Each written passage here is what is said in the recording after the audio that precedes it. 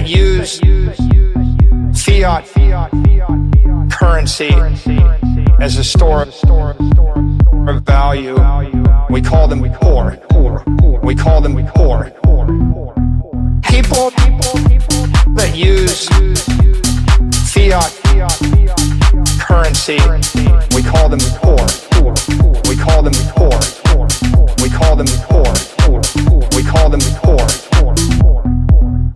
We're going to turn it around, and we're going to start winning again. We're going to win so much. We're going to win at every level. We're going to win economically. We're going to win with the economy. We're going to win with military. We're going to win with healthcare and for our veterans. We're going to win with... Right, like, the point is, if you have the superior asset, it's going up forever, Laura. Forever. Right, I mean, right, but I mean, we can all look Bitcoin sort of as... Forever, Laura. People that use fiat currency as a store of value, we call them poor. We call them poor. People that use fiat currency, we call them poor. We call them poor. We call them poor. We call them poor. Single facet. We're going to win so much, you may even get tired of winning. And you'll say, please, please, it's too much winning. We can't take it anymore. Mr. President, it's too much. And I'll say, no, it isn't. We have to keep winning. We have to win more. We're going to win more. We're going to win so much. We call them poor. We call them poor. Okay. Which one's the best crypto asset? Well, Bitcoin's the best crypto asset. Okay. What's the second best? There is no second best. There's no second best crypto asset. There's a crypto asset. It's called Bitcoin, right? Right? There's no second best. Okay. But take all your money, buy Bitcoin, then take all your time, figure out how to borrow more money to buy more Bitcoin, then take all your time and figure out what you can sell to buy Bitcoin. And if you absolutely love the thing that you don't want to sell it, go mortgage your house and buy Bitcoin with it. And if you've got a business that you love because your family works for the business that's in your family for 37 years and you can't bear to sell it, mortgage it, finance it, and convert the proceeds into the hardest money on earth, which is Bitcoin. We call them poor.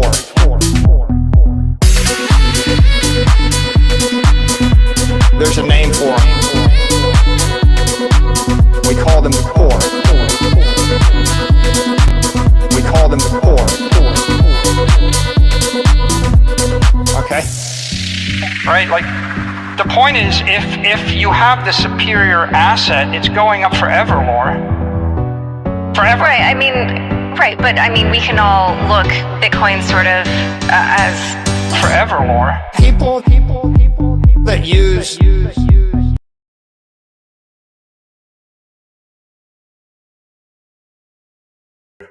Finally back in the trenches. GM guys, what's going on?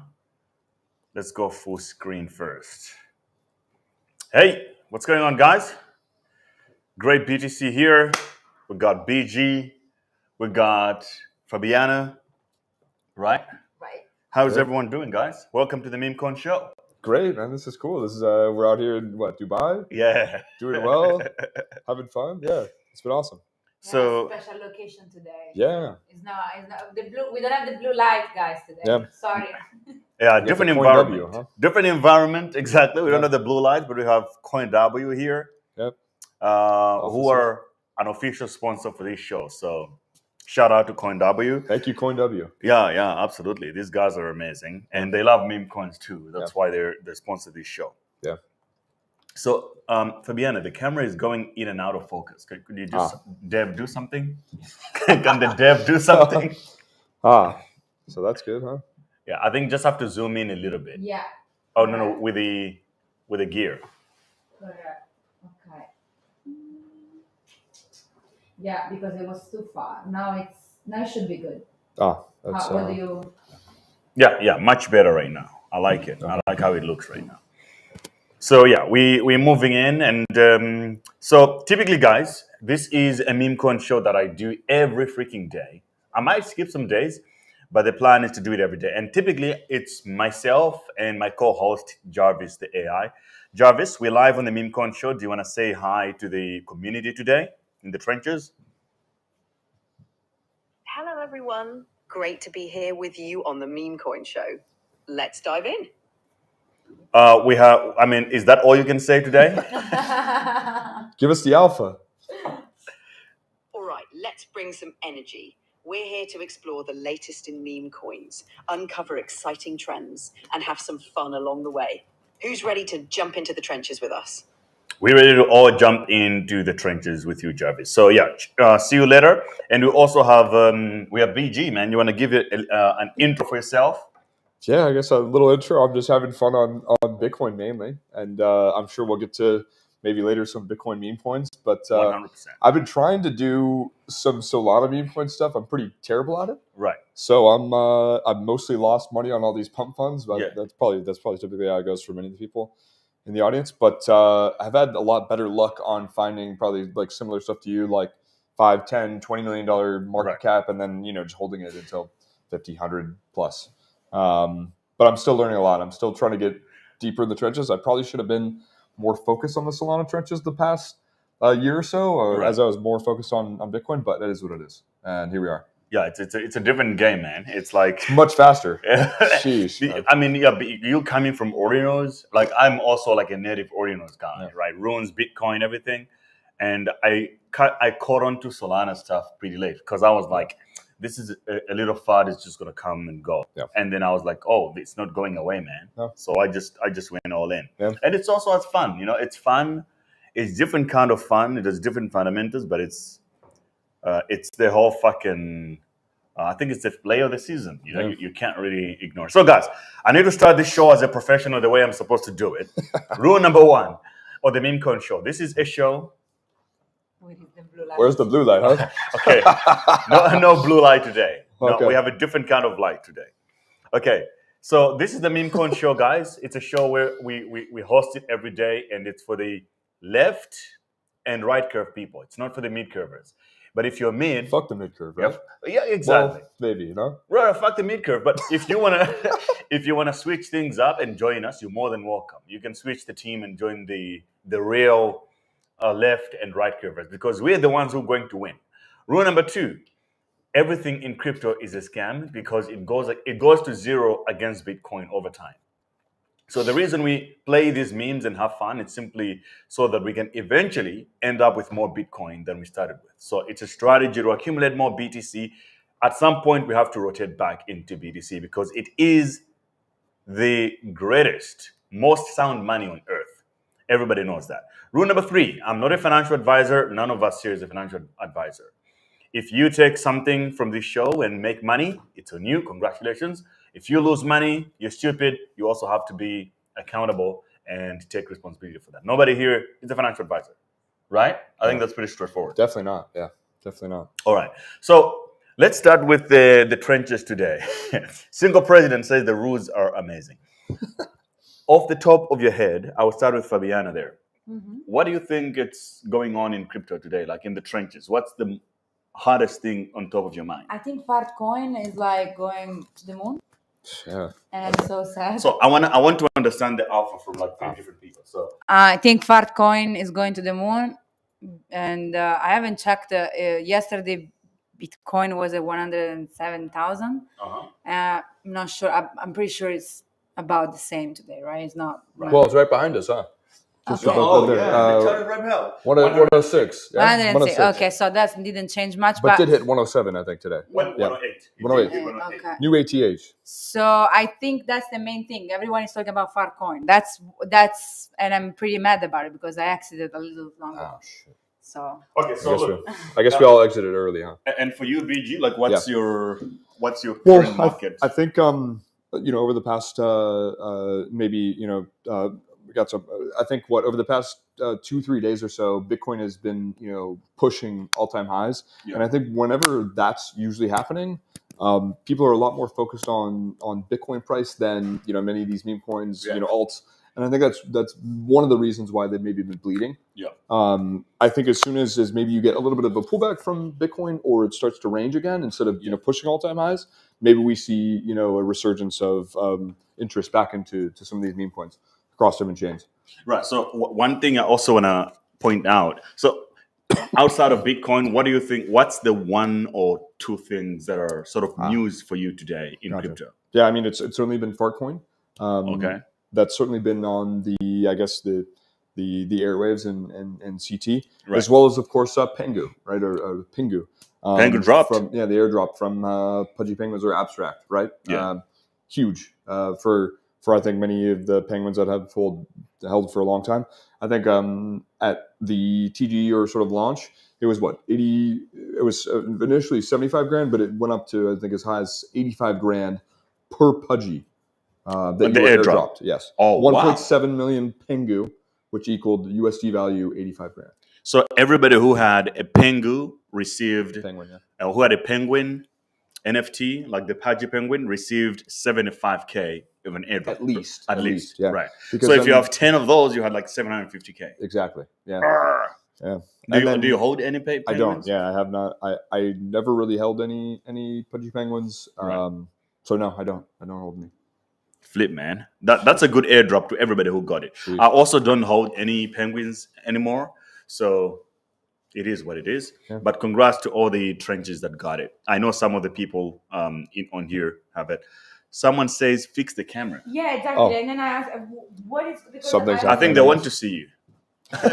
And you're cut out. Oh, okay. So that is why. I guess we now got to scoot in understand. this way. Yeah, or I think we just have scoot to the left. Yeah, huh? yeah. Okay. No, I go on the other side because I see Oh, it's this one? more space Okay. next to Gray rather than here. Here, I'll move There's this way a more little. space. Yeah, I'm right here. This is good. Okay. It's better. Okay. Okay, cool.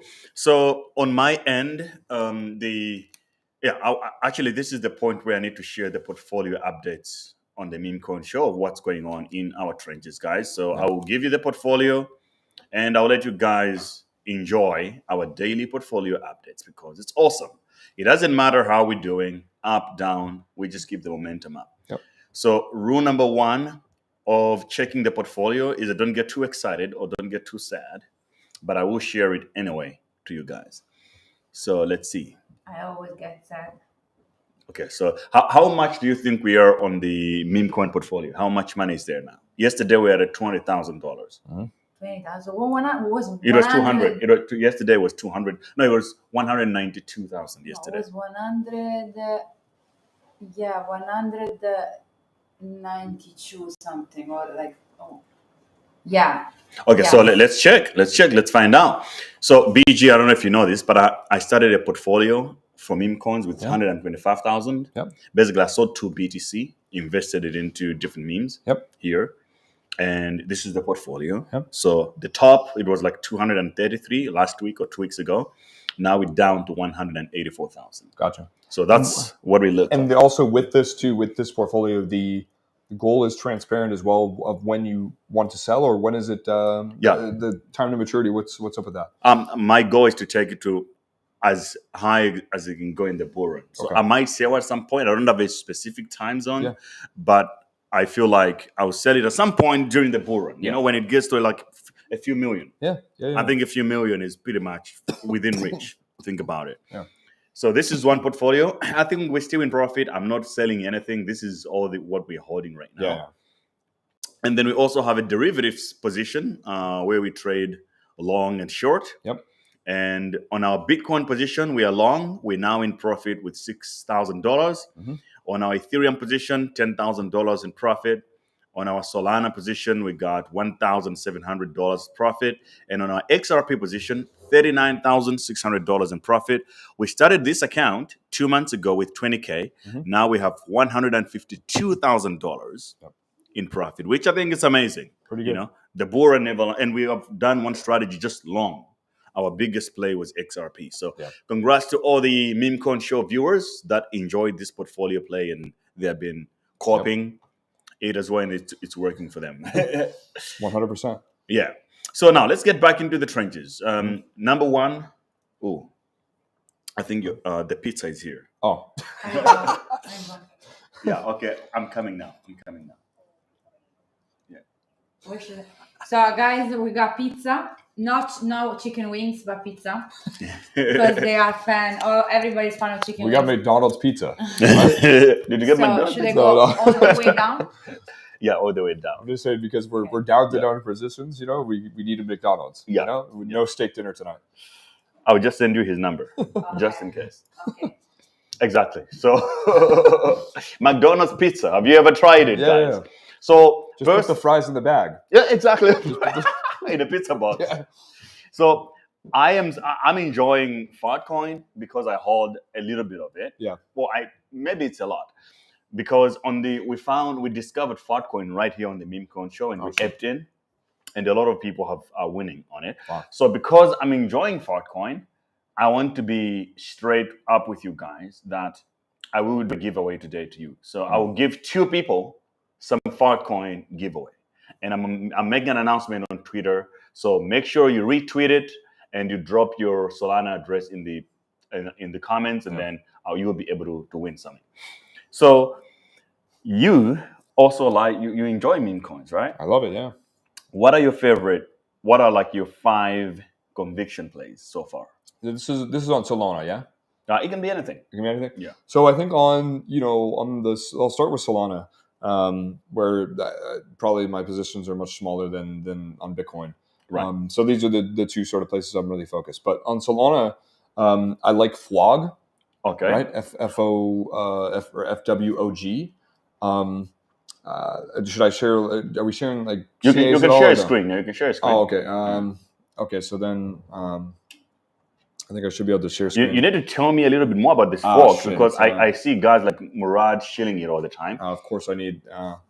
Okay. Of course, right. But I can use my screen. You can talk about it. Okay. So FWOG, I really like. This is something I found after following a gentleman named Min Dynasty. All right. Who's been a great meme coin trader. But basically, it's sort of like the Pepe of Solana in some ways. Okay. They have amazing art. The artist also did like these one-of-one PFPs that were then auctioned and a bunch of other stuff off to the community members, all that sort of stuff. FWOG. Mm-hmm. That's a really interesting sort of coin for me. That's been a high conviction play. Then there's also been on the AI side, I own a good amount of GOAT. Right. As soon as I saw that as like the first AI agent, aped hard into that.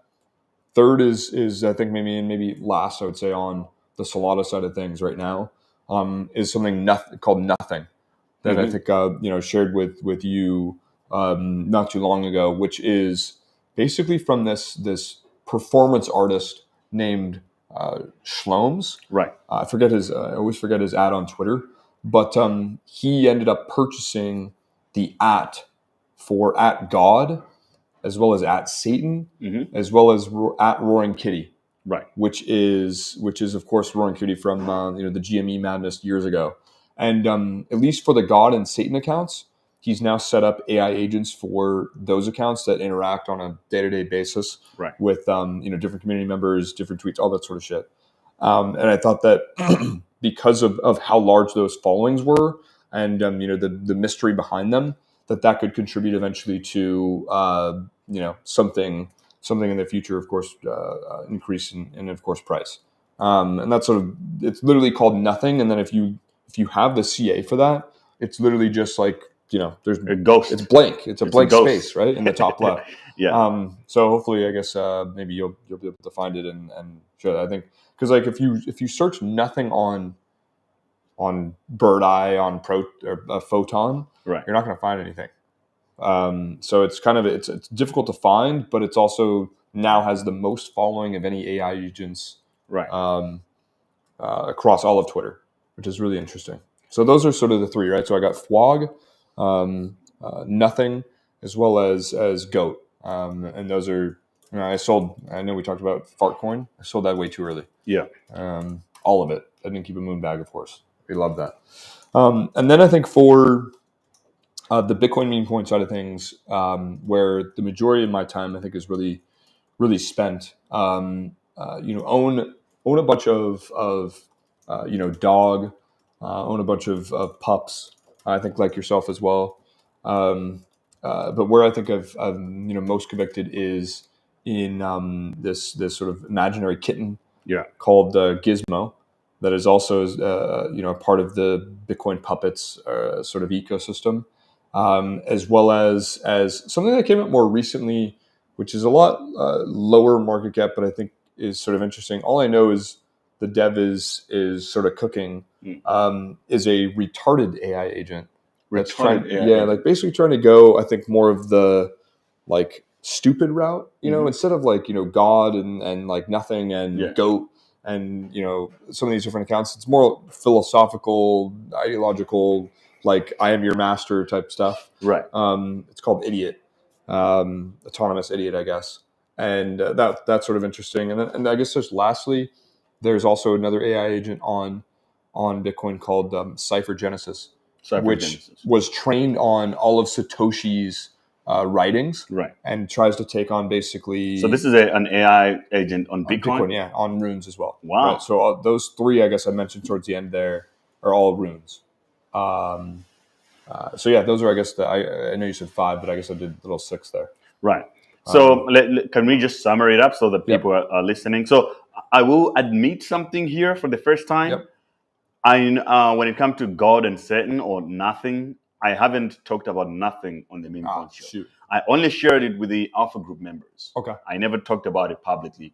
But now, because you brought it up, I think I have to share it with the community as well. So also, maybe for some of the people that are brand new, what is the Alpha Group? How do you get into that? So if you can. Yeah, the Alpha Group is like a community of people. It's a small community of degen high-level traders. So different type of traders are there. You got people that trade perpetual swaps. You got people that are into NFTs, and you got people that are into Ordinals. Yeah, the pizza. We got the pizza in the back. Gluten-free? No. That's not gluten. The gluten-free one is coming. Oh, okay. Yeah. This is all for you. I hope you didn't try it yet. No, I didn't. McDonald's, huh? McDonald's. Yeah. We're back working at McDonald's, guys. The bull run is over. Bull run is over. So there anyways, we go. So that's the Alpha Group. Yeah, so the Alpha Group is like we're in there, we're cooking all, people it's like are 20 locked people, in. 30 people. Right, it's not big. It's like 20 people, and then we lock in. We have discussions. Every day there are sessions to trade, sessions for Q&A, and everything that I find first, I share it there. Yeah. So right now, like Ando just hit, I don't know if you're holding any of these institutional Don't coins. have any Ando. I know you have a lot of Ando though. Right, but I put it, you know what? The funny thing is I own more Ando than Trump. We figured out yesterday because they bought 250K of Ando yesterday. I bought a small bag, but obviously it grew and became big. But I share first in the Alpha Group and then later on in the public, because in the Alpha Group it's quicker to share. Right? Yeah. And then the other people also they bring their own alpha in there.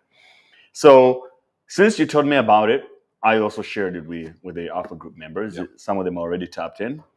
So I just want to make sure that I can share the CA for that. I would put it in the group. So you mentioned nothing. Nothing. Flog.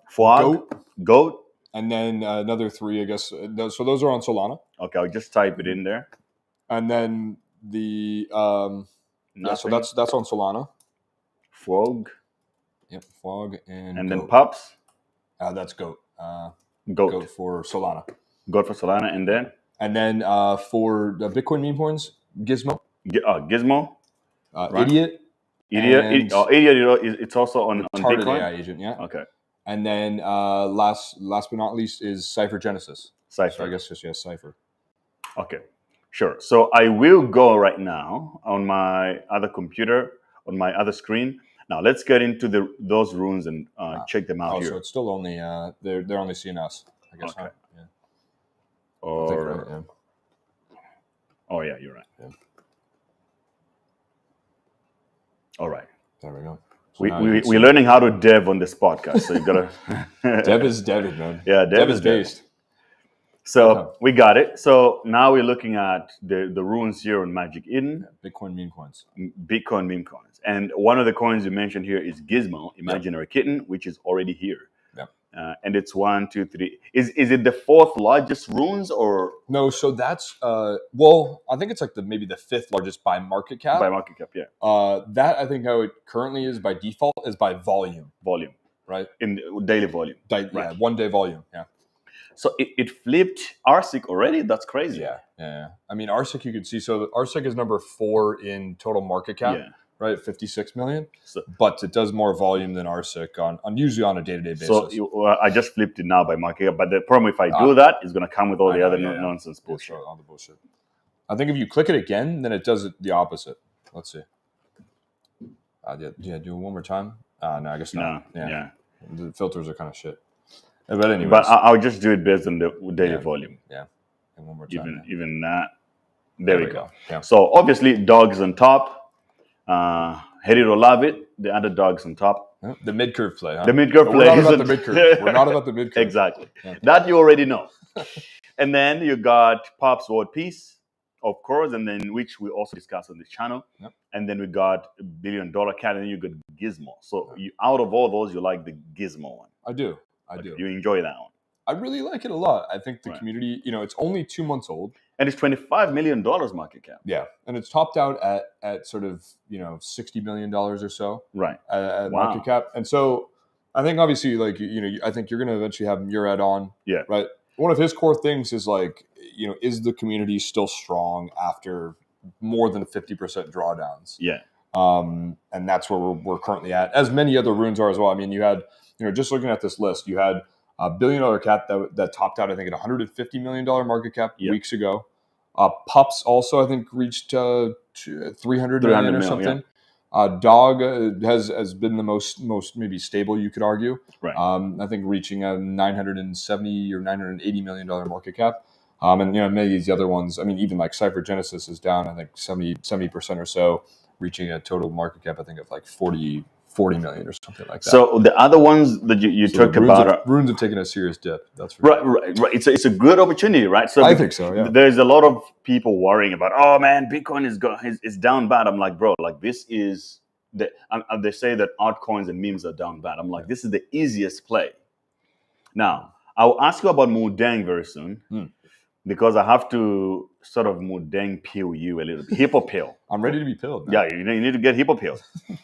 So the other one you mentioned here, because I'm a big rune believer and enjoyer, but a lot of the new stuff have been fading on it because most of the tickers on runes have been very weak. They are very weak. Yeah, definitely. In comparison to Solana, yes. Right. I would say so. So you said Cypher. Yep, Cypher. Yeah, it was one of those. And Cypher is, I didn't even know that there's an AI play in runes. That's crazy. There's only a few, really. There's really only a few, right? In comparison to Solana. And it's the same grift, like they're just AI agents tweeting shit? Exactly. Yeah. Okay. So market cap is 9 million. Yeah. This is smaller than Gizmo. Yep, it is. How old is this one? Is this more newer? This one is about almost 2 months old or so. Right. So it's around the same time, roughly. Yeah, roughly around the same time. Topped out at like $40 million market cap or so. But I would say this is considered really to be the top AI agent coin on Bitcoin, in my opinion. Okay. Yeah. It has the most holders. Of course, has gone to the largest market cap. Et cetera, et cetera. Okay, interesting. Yeah. And then the other one you also mentioned was Autonomous Idiot. So what's the ticker? AU. I guess it would just be AUTO. And then it should show up as maybe the first one. Were these free mints? Yeah, all of these are free mints. Okay, so here's the thing. Interesting thing, right? How I would want you to give a little bit of game on how many airdrops have you made, or like how much free money have you made in, let's say, airdrops or free mints in Bitcoin as compared to, because a lot of people here are watching, they're like, they hunt airdrops, they do all these games and all that, but they never get as much as what people in the Ordinal, like I made 6 figures in Ordinals, maybe more, because of the airdrops. Now, actually, maybe 7 figures if you add in the. There is not your face in the stream. Yeah, we know. Okay. Yeah, but I've done maybe 7 figures now in airdrops, especially if you add in the Magic Eden latest one, right? More recently, yeah.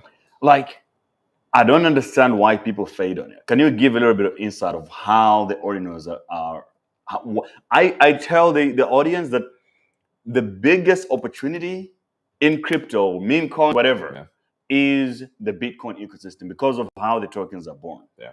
Right. How does it work as compared to, say, Solana pump fund? Can you give a little bit of game? So I think and there's other people that I think really agree with you too, right? Like some people like Bonk Guy, some others that like, the Bitcoin ecosystem is potentially the dark horse, right? With some of the most upside. I think as it relates to mints, I think it's very similar to how these people, on Solana look at pump funds. It's like, it's a lot of times like finding a diamond in the rough, but with that, it's been incredibly profitable as well. I think just over the past 1 to 2 months or so, it's been well over 6 figures in liquidity that could have been made through these free mints, right? And I think it's also important to maybe talk a little bit about, it's technically not a free mint, right? You're technically paying. You're not paying You're not buying. You're not paying the dev, right? Which in this case on Bitcoin, similar to Pump Fund, you're no longer, you don't even really need a dev, right? You just need a wallet and some Bitcoin, and you're able to launch, whatever it is. And so in this case, you're actually paying the miners, right, to then of course get mints in these sort of different tokens that are of course launched. The interesting thing about, I think, Bitcoin that I've seen is you no longer actually really need any alpha groups, actually. Right. What you need is just a basic understanding of the mempool. Because of how slow Bitcoin is, which can be a good thing and a bad thing, you can see all of the mints that are happening in the mempool in real time. And run it. Yeah, and so there's this website called Satoshi. Satoshi? Yeah, Satoshi, basically. All right. So maybe you'll be able to pull that up. This is a website that I use frequently. Satoshi? Yeah, that's like this here. Basically. Satoshi.xyz. Right. Yep. Satoshi. Just give us a second. Chat. We'll pull it up. Yeah. And this basically allows you to sort of see what's happening or what's minting in the mempool right now. Yes. And so I'll frequently have this tab up on my computer, looking at what the hell is sort of minting. Right. Then from there, you can sort of like click on a specific ticker or whatever it is. Like let's just say you go there. Yeah. And then they make it easy. On the left there, you can just search on Twitter. Like you click that Twitter button and it searches for you on Twitter. You can see if people are talking about it at all, if it looks interesting, all that sort of shit. That I think to me is really interesting and has been the absolute most profitable thing by far in any sort of Bitcoin related mints. So the best way I can explain this is, I think this is as close as it gets to like free and fair, right? It's like, okay, you launch a project and people have to mint it and it's public and you can mint as much as you want. So it's easier for you to become like a whale who owns a good chunk of a project when you see it and you mint it. Yeah. As compared to like ETH and Solana, where it's a cabal of people sit down and say, "Oh, let's launch a token." Totally. And they give themselves a bunch of them, or they sort of snipe it, or they sandwich it. They do a lot of tricks to get away with more than anyone else. In fact, and then people are getting dumped on or getting racked. There's a coin called Tucker. Do you know about Tucker? What happened? I don't think so. No. Okay, so I would just search it on my. It's sort of promoted by Crypto Banter. Crypto Banter, okay. Yeah. Tucker Carlson. I saw this news when I was I just saw the drama here, right?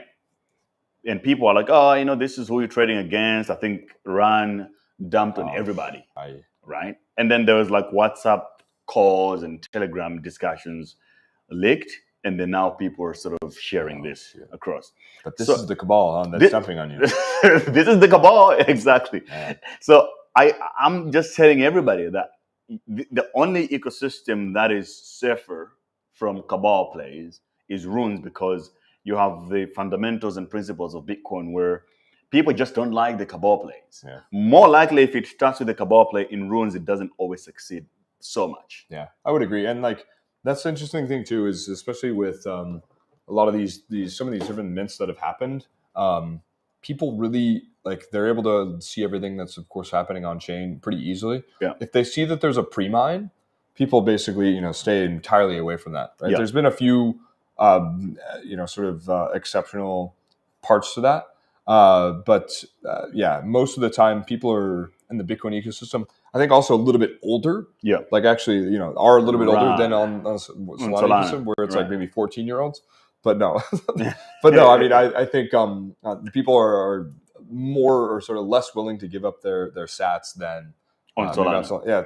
Like I remember being, this is even more recently, like Solana goes so quick, you one soul there, 0.1 soul there, and you're like, oh fuck, and you lose it all. Yeah, you have nothing. I mean, like this is just an example. Obviously, they can't see, but look at these photons. This photon is down 90%. Yeah, it's like, well, fuck. There's like 30 soul right there. All rugs, bro. Yeah, So 30 exactly. soul, boom, done.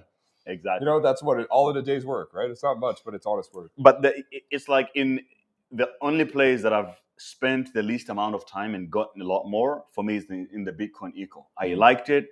I epped into a couple of frogs at the beginning and I fell in love with those and I bought more. And then the airdrop just kept on coming. Yeah. It never stops. Yeah. And because it's a less competitive meta, you have a lot more to gain than say, I see like Ton ecosystem has a lot of these all airdrop and incentives, but you never get anything tangible because you got millions of people in it. Yeah.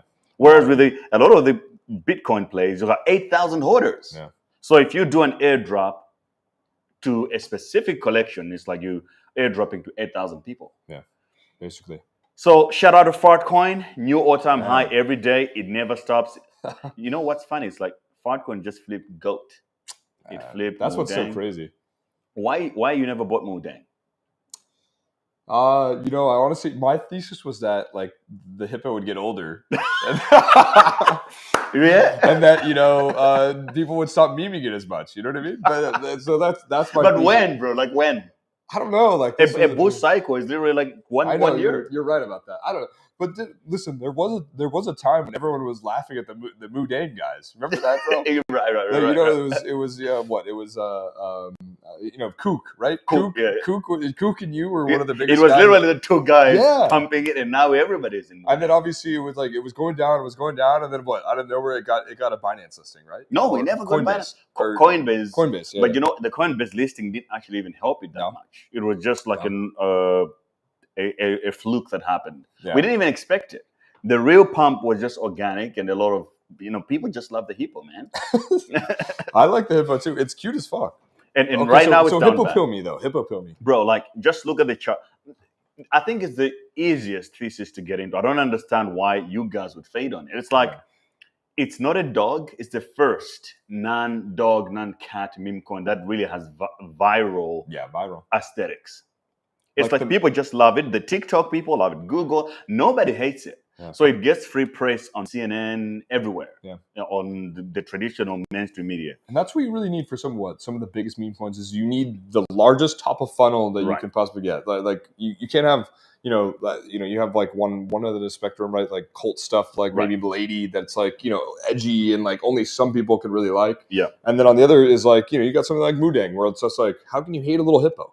I think the whole idea of the cultish alpha, where it's only a few people understand, works, but to a certain extent. The real plays, like why is Dogecoin still there? I think it's simply because it's one of those plays where it's Dogecoin, it's a dog, you can't hate a Shiba Inu dog, and people just love it. Yeah. So I was like, this is the first time I don't like so many of this copycat dog, whatever, another dog, So when I saw Moodeng, it was a straightforward play. Yeah. So I will show you the chart so that you can make your own decision whether you want to fade on it still or you want to join the gang. I'm going to have to go back to McDonald's, I think. Yeah, very good. If you don't ape in right now, you're going to get back to McDonald's. Yeah. Check it out. Jeez, man. So what are we at now, I guess, in terms of market cap? It's like 343 million. Yeah. This has more, even at these prices, if you tell me to pick one between Fartcoin and Moodeng, I would definitely pick Moodeng. It's really that simple for me. Yo, Fabian, you wanna read the comments? Yeah, there is somebody asking to post the name of the website you used to check the tokens before meeting. Yeah. I'll post it in the chat right now. Okay, and then also someone else is asking how to join the alpha group because they got sidetracked. The alpha class, they got sidetracked. Should I have a piece of pizza?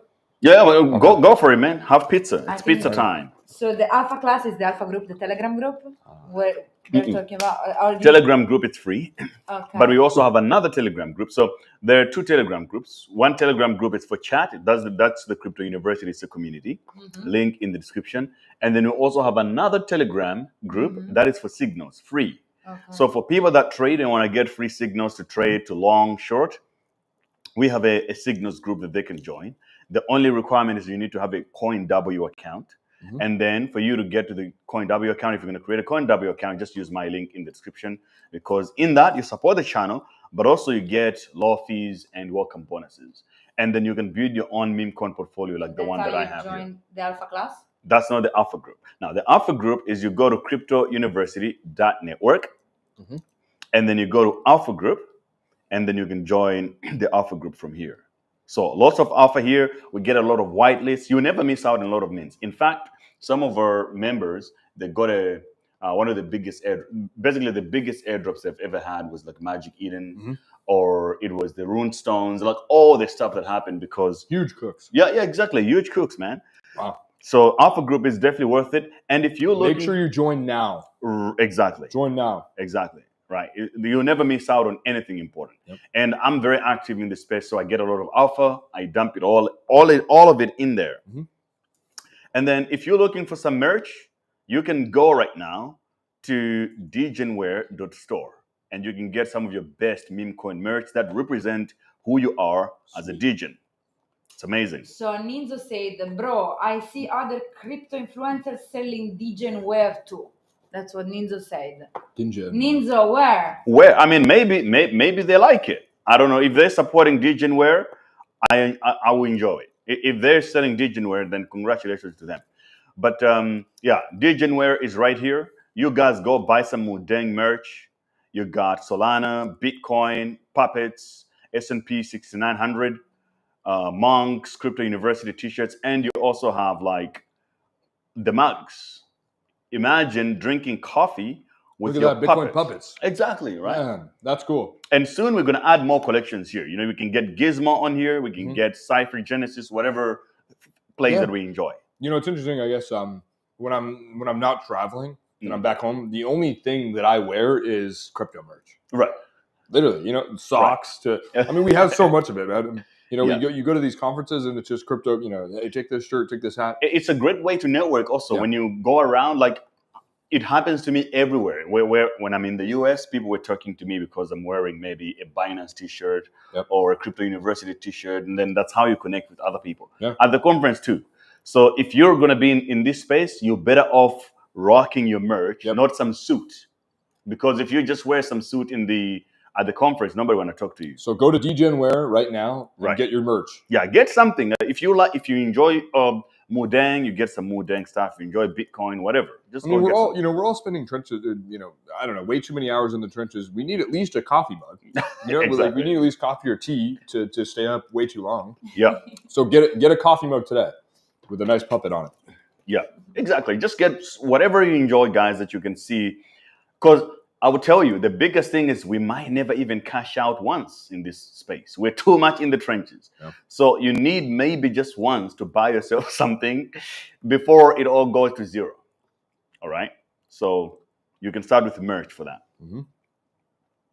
I own Degen coin. Is that Grace coin? No, it's not my coin. I just own degenware.store. That's where you can buy your crypto merch. Everybody can go get some. Well, I think also too, I know we got off on a little tangent, but I think I've been Moodeng pilled. You've been Moodeng pilled? Yeah, I think I'm going to get some of the hippo. Yeah, bro. I like the hippo. Exactly. Everybody likes the hippo. I enjoy that you're enjoying the Moodeng play, because that coin is going to make so many people to cry.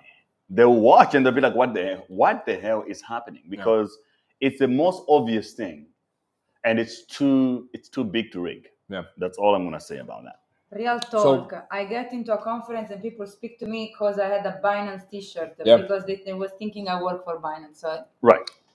It works well. Right. I had that on earlier. Today, yeah. And mostly I'm also wearing some kind of crypto merch from my gym bag, everything. Yeah. And then people say that, oh, are you a crypto guy? I'm like, oh, yeah.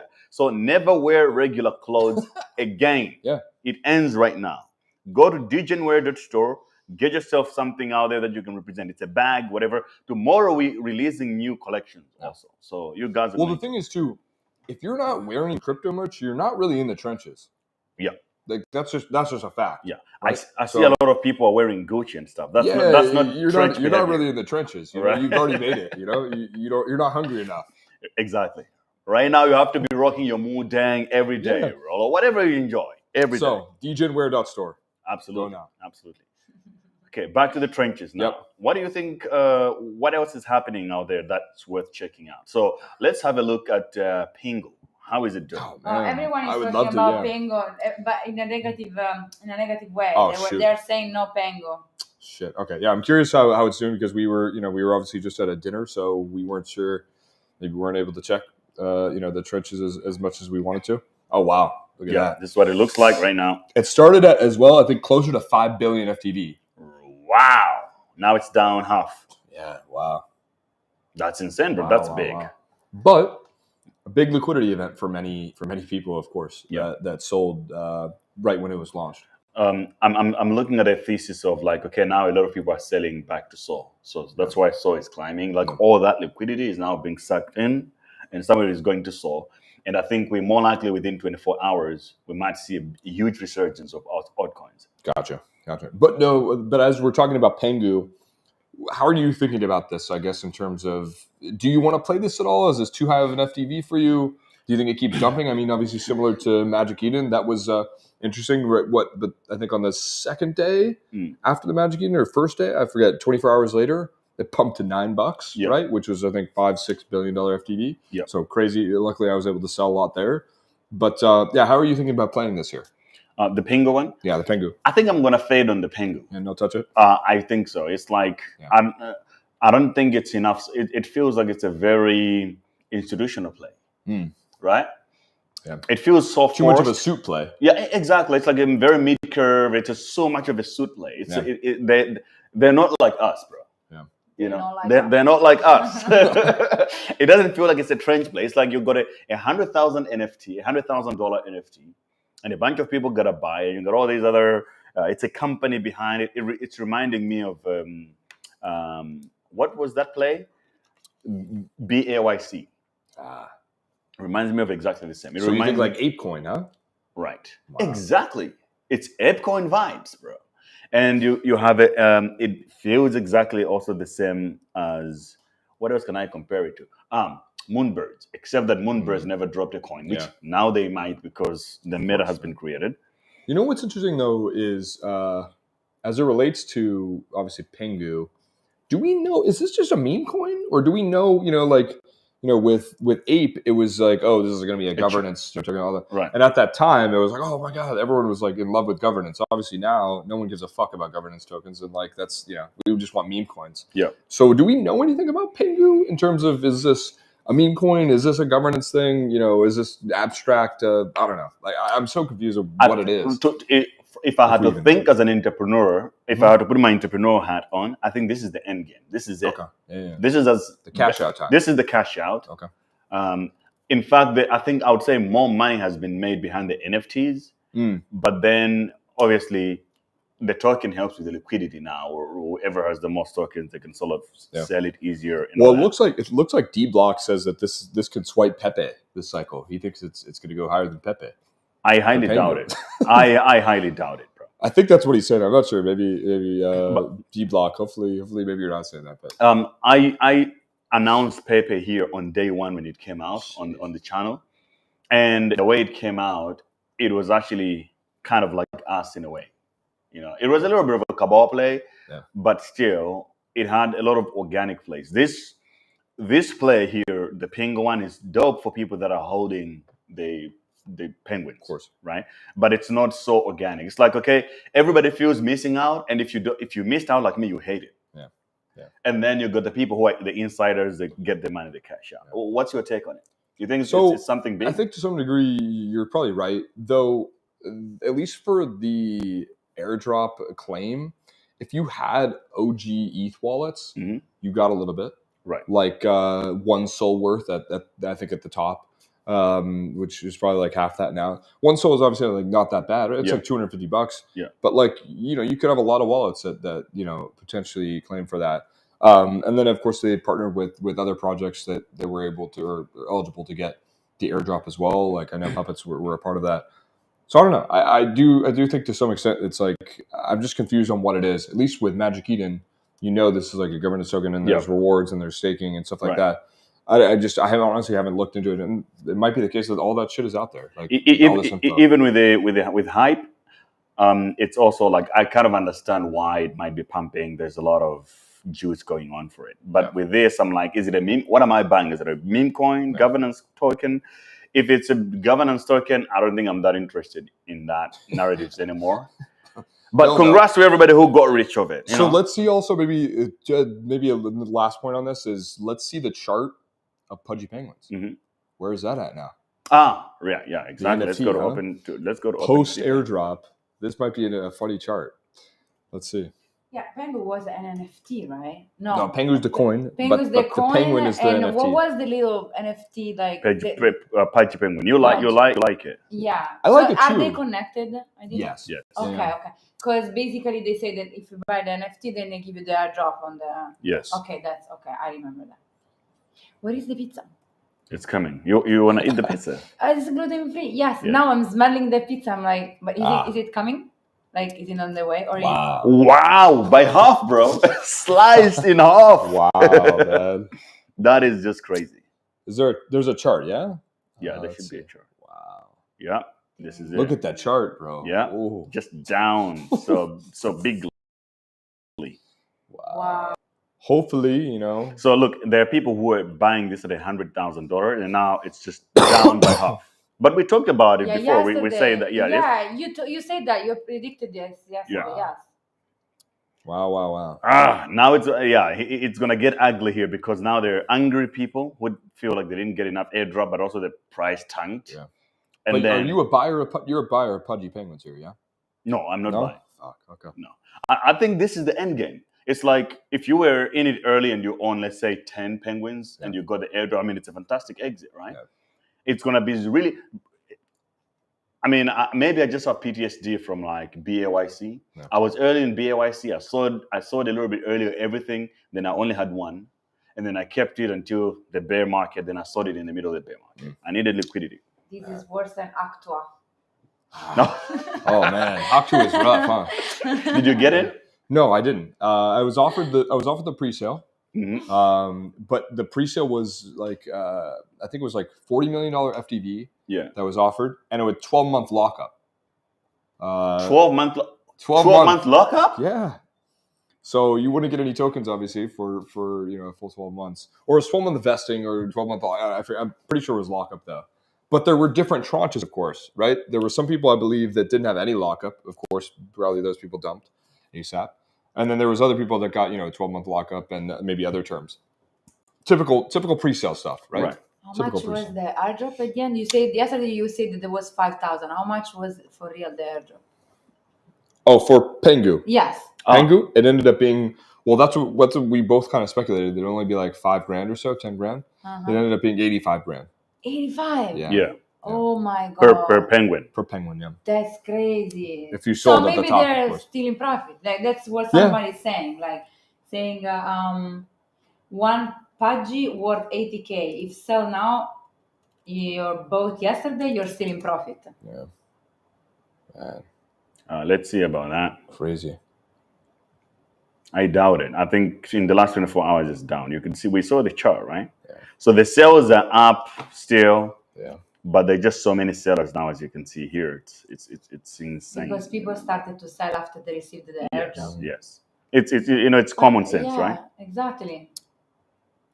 But that's crazy. That's just what it is. Yeah, let's see what happens long term, obviously, right? Let's see if they can continue to sustain. But I'm already seeing some angry people here. They say, "Oh, they scammed everybody, dump it, whatever." It's you can tell that a lot of guys here. I mean, like it was like the same thing with the Magic Eden airdrop, though. It's like you get obviously the good side where some people make a lot of money, and then there's the other side where it's like oh, you made me claim the airdrop, and it's like, bro, you want the 6 figures or not? You know, I don't know. Just put the fries in the bag, please. So my thing is this though. Airdrops are good when they pay big. Okay. Right? But the thing is, if it's too big, it makes people to sell so quickly. That's also another problem. Okay. It's like if you get paid, like it's so much money that you've never seen this kind of money. Bro, if you give a 21-year-old $300,000 because they're holding 3 memes or whatever, or 3 NFTs, bro, that's a Lambo costs $250K. Yeah. They will cash out and go buy that shit. Yeah. Whereas if it's like 15 grand, 20 grand, it's like most of the time you're just gonna be like, oh, nice. I'll hold it until it goes to $1 million. Got it. No. So it's always like it's interesting math. I think the best communities are the ones that see growth in their token by holding it, other than just a big cash out, because this already seems like it's a payday for most people. Yeah. Number of viewers is going up, by the way. Yeah. Okay, so we actually have 2,300 people watching live right now. Yeah. Most of them on X. That's why you're looking at. But even on YouTube, it's going up. All right. Thank you so much for listening as well to everything. Make sure if you're listening right now or you're watching, make sure you share it with one of your friends. Right. Make sure that you're hopefully in your mom's basement too. Right. And you're making sure that you're going to dgenware.store. Yeah. Make sure you're in the trenches and screw the mid curve. Right. Fuck the mid curve. Yeah, fuck the mid curve, guys. This is the season where you have to go full degen to win. There is no mercy. There is no waiting. Yeah. You're either with us or you're with the cabal. And you guys, who are you going to go with? Do you prefer the cabal or you prefer the real people? Like, we're just guys like you. We're trying to make it. Sometimes we win big, sometimes we don't. Yeah. And the pizza is downstairs. Oh, perfect. Yeah. Waiter. Thank you. I am the assistant and entertainer. Yep. Guys, do you like my dress today? We just came from a dinner, so I couldn't change. Usually I wear shirt and shorts. Okay, pizza. Be right back. Pizza. Yeah. Pizza, be right back. We're still gonna send.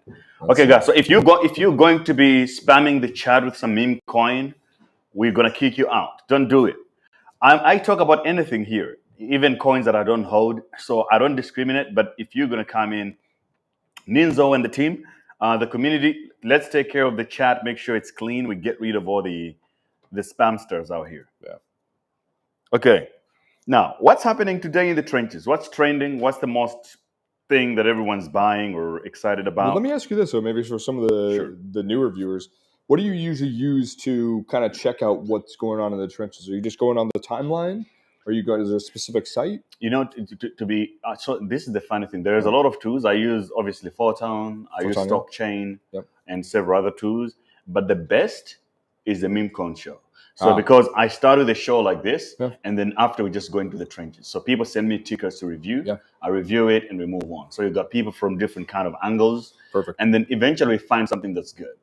So we were early on Peanut. We basically never miss actually on this show.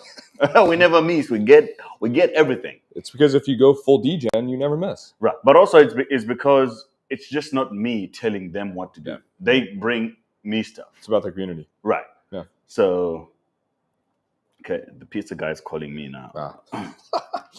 I'll have another piece of pizza then too. Yeah, go for it. This chat is blowing up. We love it. Yeah, exactly. But which Pengu on desk screener is the correct one? Because when I copy each, go to a CoinGecko, check Babamab and Rug, check it all bad, it says danger. Yeah, so you have to look at, right now, it's so big that you can find it on CoinGecko already. Yeah. It's on Binance, I believe, on Bybit and all the big exchanges. Yeah. Look for the one that's a $3 billion FTB. Yeah. So you can do it like this. Or also, of course, maybe go on the Pudgy Penguin's official Twitter account. Right. And I'm sure they have links there too. Don't click anything else. This is the one. And yeah, perfectly. The most important thing, you obviously want to go to the official Twitter account and take the data from there. So this is Pudgy Penguins. Yep. And yeah, Pudgy, it's a very interesting project.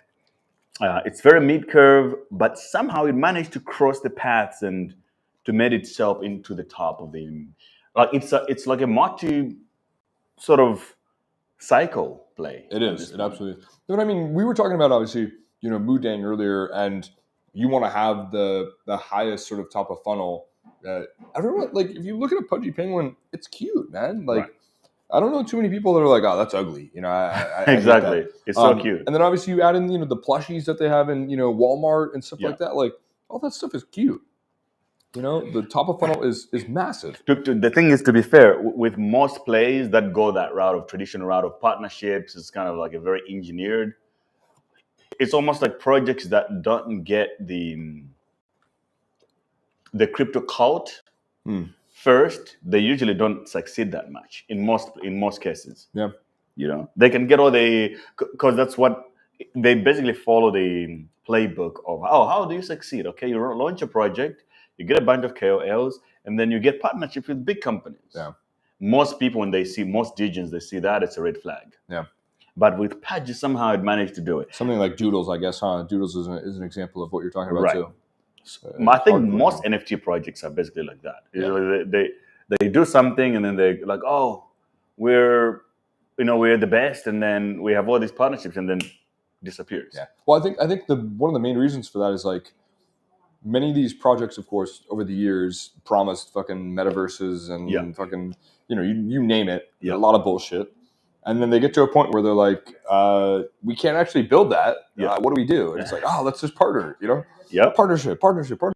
It's like, you get a partnership, I get a partner. You know, I don't know. It's that Oprah meme. But yeah, I guess, you know, many of these projects are left with not much to really do. So, you know, other than fucking partner the way to the top, I guess. What do you like? What NFTs are you actually holding yourself? None. No NFTs. None. Only digital artifacts. Ordinals. Wow. Yeah, but when I say NFTs, I also mean ordinals. The reason I use the word NFT specifically is because I would prefer us to hijack the term. Yeah. It needs to refer to Bitcoin, to art on the blockchain. Yeah. Like NFTs. And the real NFT is only when it's on Bitcoin. Because it's actually on it. Agree with you there. Yeah. So now we both got pizza. Yeah. We're gonna be doing the Memecoin Show while we're eating, of course. So you get us chewing. But which NFTs do I own, right? So all of the stuff I own is on Bitcoin, is not on Ethereum, is not on Solana. I just really don't own anything there anymore. And really what I own is Bitcoin puppets. And many of the assets that are sort of related to that. You know, that includes, you know, like Lazoget and Pixarget, and you can go much deeper into a rabbit hole. You know, opium and Bitcoin puppets, and then really outside of that, some node monks, and that's really where the majority of my, you know, ordinals are. And you know, there's some other smaller projects, but I'll just sort of name those as the larger ones. So, and you're also a big puppet guy. Yep. You know, being, I think, early in ordinals, certainly, you know, opium, which is sort of the origins of Bitcoin puppets. That was, you know, one of the most fun communities to really be a part of. It was like, it was one of the first things I ever, you know, really minted. Was an opium and multiple opiums. And it was just funny. I mean, like, you know, some of the things that are on the little signs that are, of course, on the side of opium, of like, you know, I smell God. I forget what it was, but the community was unique. It was, you know, a cult of memers. You know, there was OTC flying in the Discord. Like, it was just something I hadn't seen in a really long time. And this was kind of like, this is like March of 2023. Yeah. But yeah, I sort of fell in love with that, and you know, ended up like selling later on, and then have ultimately sort of come back as you know, things have progressed. And I think going back to also the Bitcoin meme coins earlier as well, that's how I felt when the mint of Gizmo was happening. You know, you had this you know, 6-7+ months of runes launching, and just honestly just going through absolute hell of, you know, low volume over the summer of 2024. Right. Not really great memes, in my opinion. You had a lot of mid-curve stuff, which is totally fine. And then eventually Gizmo launched, and it was like, all right, the memes are great here. The community is similar to sort of the early days of opium. Right. Let's have some fun.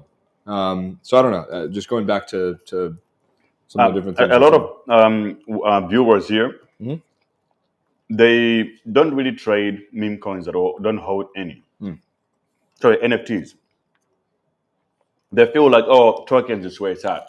And I tell people, if you're looking for a multiplier, X's, like 1,000x, 200, NFTs are way better at that than tokens. But most people don't know this. Would you agree? I go back and forth on it because, I think even, a lot of these meme coins have striking similarities to, of course, many different a lot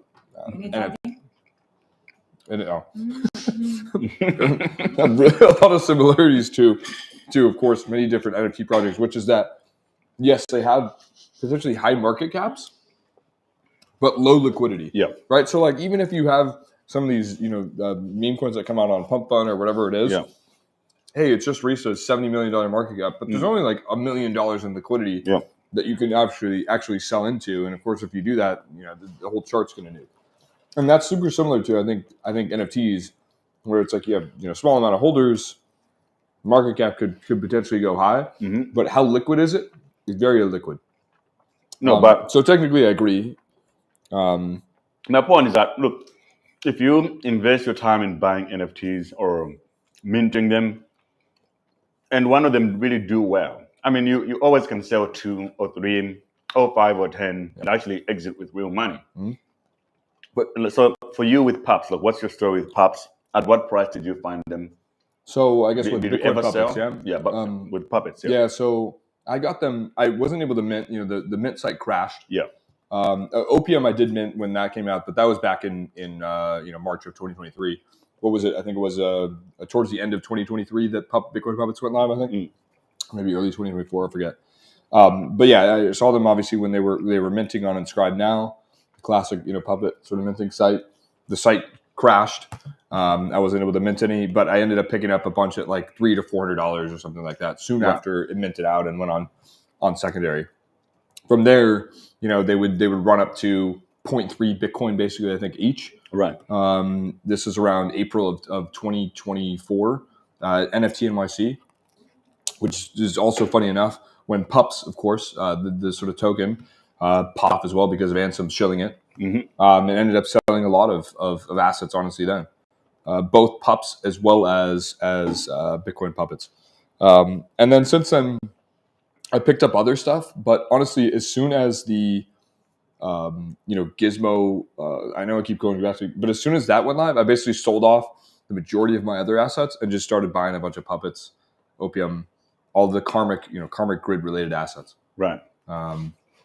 As well as actually, I know we talked about this a little bit before, but in about an hour from now, one of the things I really like about Ordinals that I've seen over time is of course the free mints, right? Yeah. That's been sort of a part of, I think, the culture since the beginning. And there's a free mint going live for World Peace cards, which is something that was sort of started out of the Gizmo community, which is just a fun way to sort of collect some art related to of course World Peace.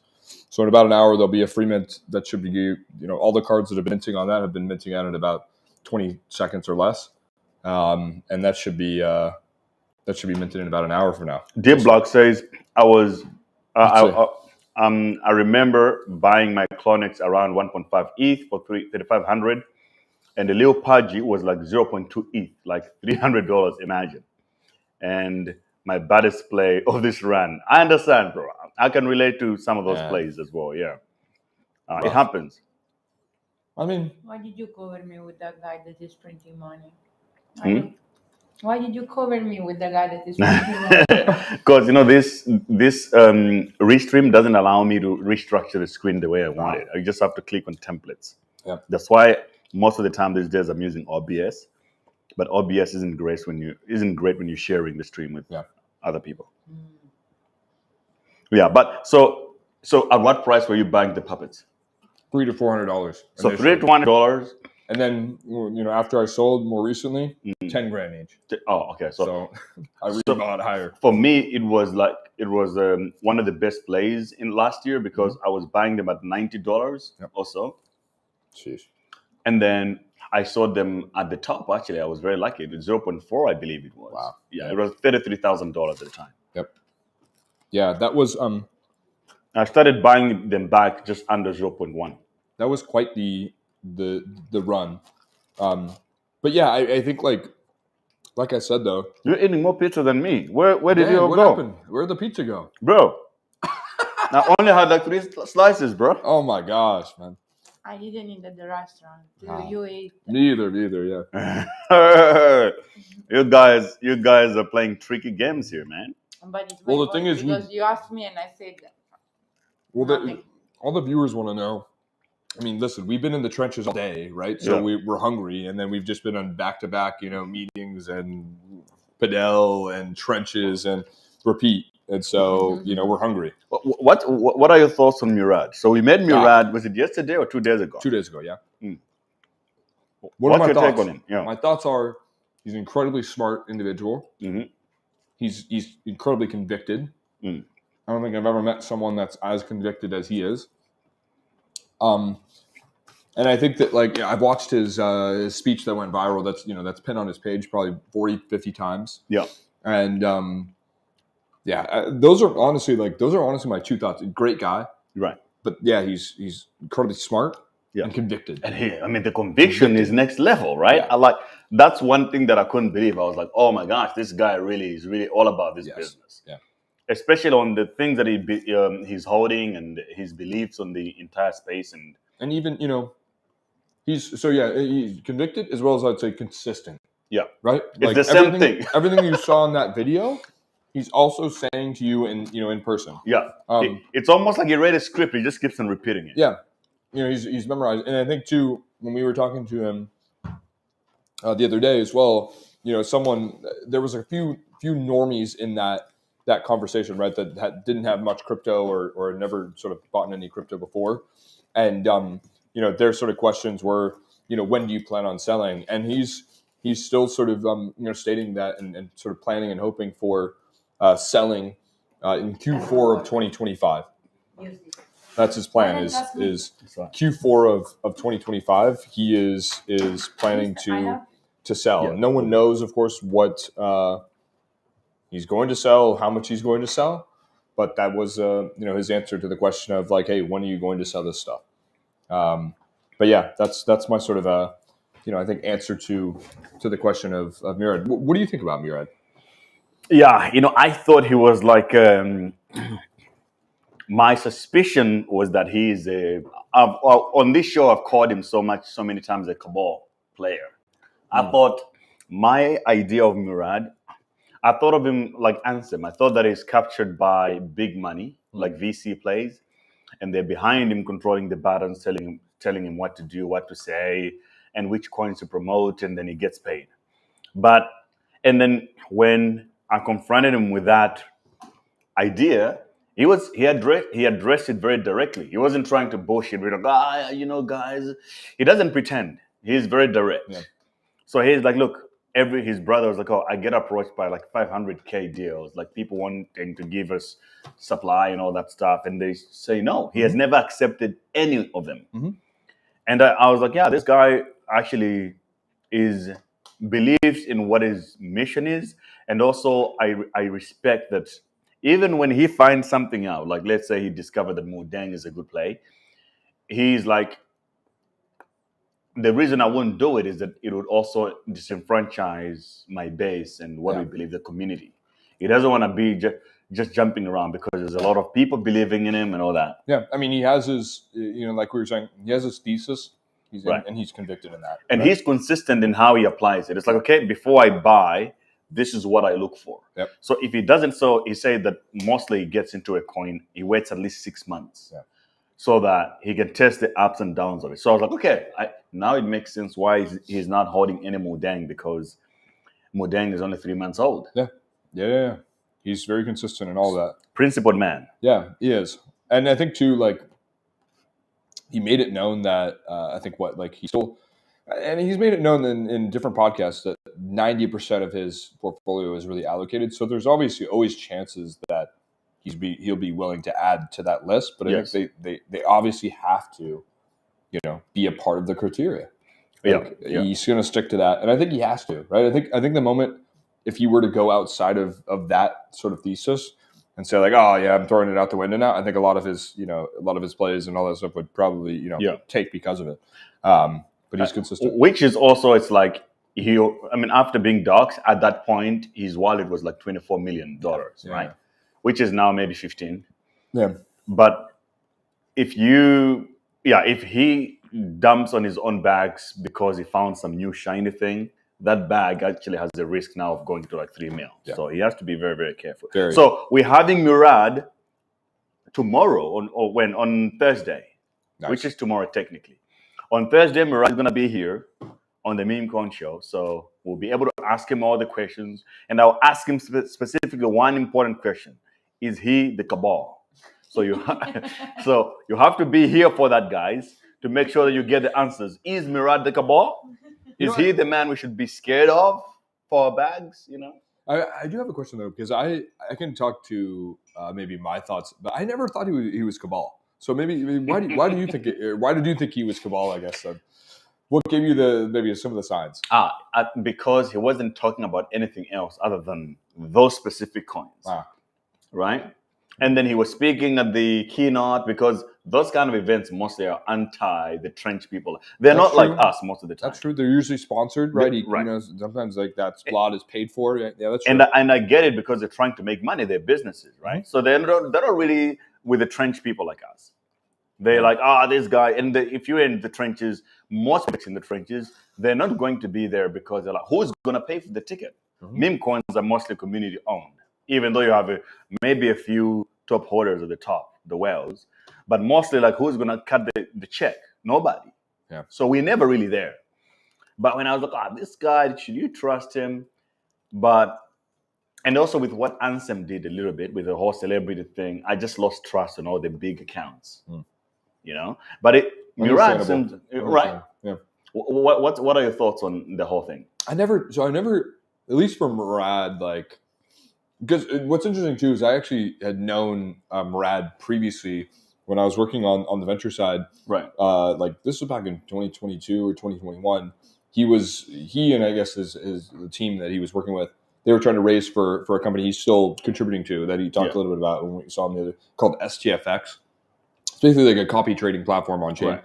And I think they're pivoting to Solana as well. But at that time, like I got to know him. Like even at that time, I could tell like this guy was a principled, sort of respectable person, and that like I don't know, just being on I guess like the venture side before, I hadn't heard anyone else say that he was a VC sort of like front or plant, right, or anything like that. And then like the way he laid out everything, it was actually quite contrarian at the time. Right.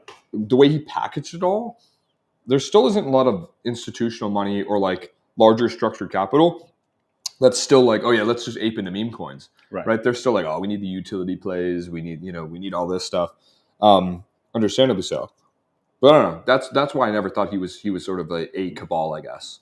Of course could have been wrong, but I don't trust so much of the crypto Twitter. It's mostly cabal play, and then a lot of people are losing money and all that. So I'm like, And that's what made me to start the Memecoin Show. It was like, yo, man, I invested in a lot of pre-sales, down only, most of them. Yep. People losing money left and right because of this whole belief of some guy on Twitter or on YouTube says this and that. Mm-hmm. So I was like, look, how can I combat this behavior? That's very interesting. That's like, okay, why did Gray start the Memecoin Show? Mm-hmm. What motivated you to start the Memecoin Show? Because this is very, very, very interesting. And I think it's going to go in Yep. Right. the shorts. I asked you. Yeah, sure. So why I started the Memecoin Show, it's very simple. I started it because I was so tired of watching people losing money left and right. And we had to find a way to fight back the system. Mm-hmm. If you look at Bitcoin, it started with that cyberpunk mentality. It's like, yo, these people got so much power. So 2017 cycle, I made my first life-changing money in 2017 Bitcoin cycle. I came from a completely poverty line to decent human being. Yep. There were so many opportunities to make money. ICOs and stuff like that. It used to be like a fair play. Everybody could play and win. Last cycle, 2021, that's when I saw how dark this crypto can get, right? Where like VCs came in left and right, and then the project, the way they launched changed. They go behind doors and they raise money, sell the tokens to a cabal, and then they will launch on an exchange like Binance, and the coins were down only. Most of those coins have still not recovered to this point, right? So it's like, how can we fight back as the people? I was like, Memecoin Show is the way, because we come here today together. I bring my value of what I found out, and the community tells me what to look for, and we decide together. So all the plays that we found on this show actually are things that we organically found, and some of them worked. And when they work big. We found Moodeng on early. We got into Fartcoin, Goat. I mean, Peanut, exactly. All of that nonsense. We found it early because we are not following some cabal. I was checking on what is the vibes in the trenches right now. So this is the alpha that you get on this show. It's coming straight from the trenches. Not from the cabal. But by the end of the bull cycle, we're going to end up becoming the cabal. That's just what the game is. Eventually, you end up becoming what you hate. Unfortunately. So anyway, let's move on. I want to. This was a very interesting thing that you said, like, because I was wondering what made you start this. Anger. I got so angry at the cabal. And everybody on the show, everybody knows how much I hate the cabal. Yeah, we all know. I got ragged so many times. I believed in these guys. I was giving them money. Nobody ever delivered anything. How do I read the comments on Twitter? Because I only read YouTube. Or maybe I think on the Twitter, it doesn't show up on Restream. It does. Oh, it does? Okay. Yeah, but not all of them. Not all of them? Yeah, it's buggy. Weird. Yeah. It's so buggy. I think the Twitter live has always been fucked. Yeah. Exactly. I want that pizza. Sorry, Dollar, you can't have it. It's mine. Just put the pizza in the bag. No. Okay, so let's look at the trenches right now on Stockchain and all that. Like, what's really going on out there? So also another thing too, right? So what do you call the community here? Is it obviously this is the Memecoin Show? Yeah. But all the people listening, are they the trench warriors? Are they the trench gods? The trench lords. The trench lords. Okay. Yeah. These are the trench lords. Unite chat. We got to see the trench lords you just make it up. No, I use it, but maybe I don't use it as much. Yeah. They're the trench lords. If you're a real trench lord, leave a YouTube comment. Yeah, exactly. Yo, trench lords, if you're listening, every trench lord, drop a W right now in the chat. Yeah. Chat, W chat. W chat. W Gray. If you don't like the cabal, drop a W right now. Yeah. If you like the cabal, L, drop an L. L chat. For both of you guys, I think you answered. Maybe he has to answer now. For both of you guys, what was your first bull run like? What was your total investment, and how much did you make when all said and done? Great question. I guess my first bull run started in like 2015 or 2016. Bought Bitcoin. I think my initial investment, because that was when I was graduating high school, and just had a small job there. I think my initial investment was like $2-3 grand, as much as I could put in. It ballooned, I think, to like 70 grand or something like that. I saw it, balloon to that as a 17, 18-year-old. And then what is it that you bought? It was like Bitcoin, and then I bought a bunch of the random altcoins. And then what did you do? And then basically what happened is I never sold, and they all went to zero, right? And so I lost a bunch of money. Right? So that's my first bull run, right? So don't be like me, my first bull run, huh? But that happens to obviously a lot of people, right? We round trip a lot of shit. But I think then we've talked about this a little bit, right? I think if you're like brand new to crypto, a lot of times you get enamored by and you get pushed this narrative of the tech, right? Yeah. Right? And so that's the tech, the right? technology. So especially back then, it's much less, I guess, right? But back in 2016, 2017, oh, Charles Hoskinson, right? And this coin is going to revolutionize health data, right? Right. And you're a 16, 17, 18-year-old. You believe it. Of course you're going to believe it, right? even older, right? You're like, you've been sold this. And of course there's money and there's... I don't think it's something to do with age. It's just about mid-curve mentality. Yeah. You come into crypto thinking as a pure mid-curve. You're looking at the value, who is who. Oh, this guy was working at IBM. Oh my gosh, we used to buy ICOs like that. Yes, they used to put the founder names on it. Yes, you work for IBM, Google, and you're like, oh my gosh. That's why people love XRP, because that is the mentality. that will make anyone to buy Now XRP. there is a guy live on the toilet that makes one. Going live on the toilet, like Long time. But you see, for people who are just getting into crypto, they don't understand the trenches. Yeah, They're like, yeah. you're buying a coin of a hippo? Yeah. They don't get it. Did you see the live on the toilet? Yes, I did. So those were crazy. You know, Pump Fund lives were crazy, and I'm glad they shut it down though. Honestly, Right. Oh, they That did shit was it. Yeah, crazy. they shut it down. Yeah. Okay. yeah. I mean, someone would have probably eventually gotten fucking shot or something. You know, on I think that. they did something like that Oh my before. gosh, man. But yeah, go ahead with your story. So Yeah. I mean, Sorry. that's really it, right? Is like that was my first bull, right? And then you eventually, hopefully, right? You eventually learn from that if you stick in the game, right. that all that is really bullshit, right? Like Murad says in his speech, right? The majority of what gives these tokens value is not the revenues, it's not the fucking tech, it's the memetic sort of value, Right. right? Or memetic sort of speculation, right? To a specific coin, right? Because I mean, many of these tokens you look at, of course, in the top 100 that are traded, millions of times a day, they have minimal revenues. Yeah. Right? They're a layer one, and they maybe generate, let's just say 20 grand in revenue. Right. Should they be worth $20 billion? I don't think so. No. So yeah, that's how my first cycle went. So, and then second cycle, what did you do? Second cycle, I did a lot better, right? From there, I would sort of work on the centralized exchange side. Yeah. Second cycle, it was like COVID and stuff, right? Yeah. So 2020, I would graduate college then. And then, soon thereafter, basically start working in the industry rather than being on the outside. And so, would, work on the centralized exchange side, decentralized exchange side, NFT marketplace side, venture side, and, get a lot more knowledge and do a lot better. Yeah. And was more on the Solana side of things than really the ETH with NFTs. Had a lot of fun there. Did well, and then basically that's sort of like that takes you to I was out in the Bahamas with FTX and all that stuff.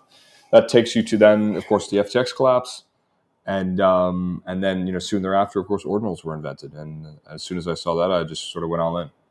All right. So the biggest question here that I like to ask people on this show is, why did you not buy?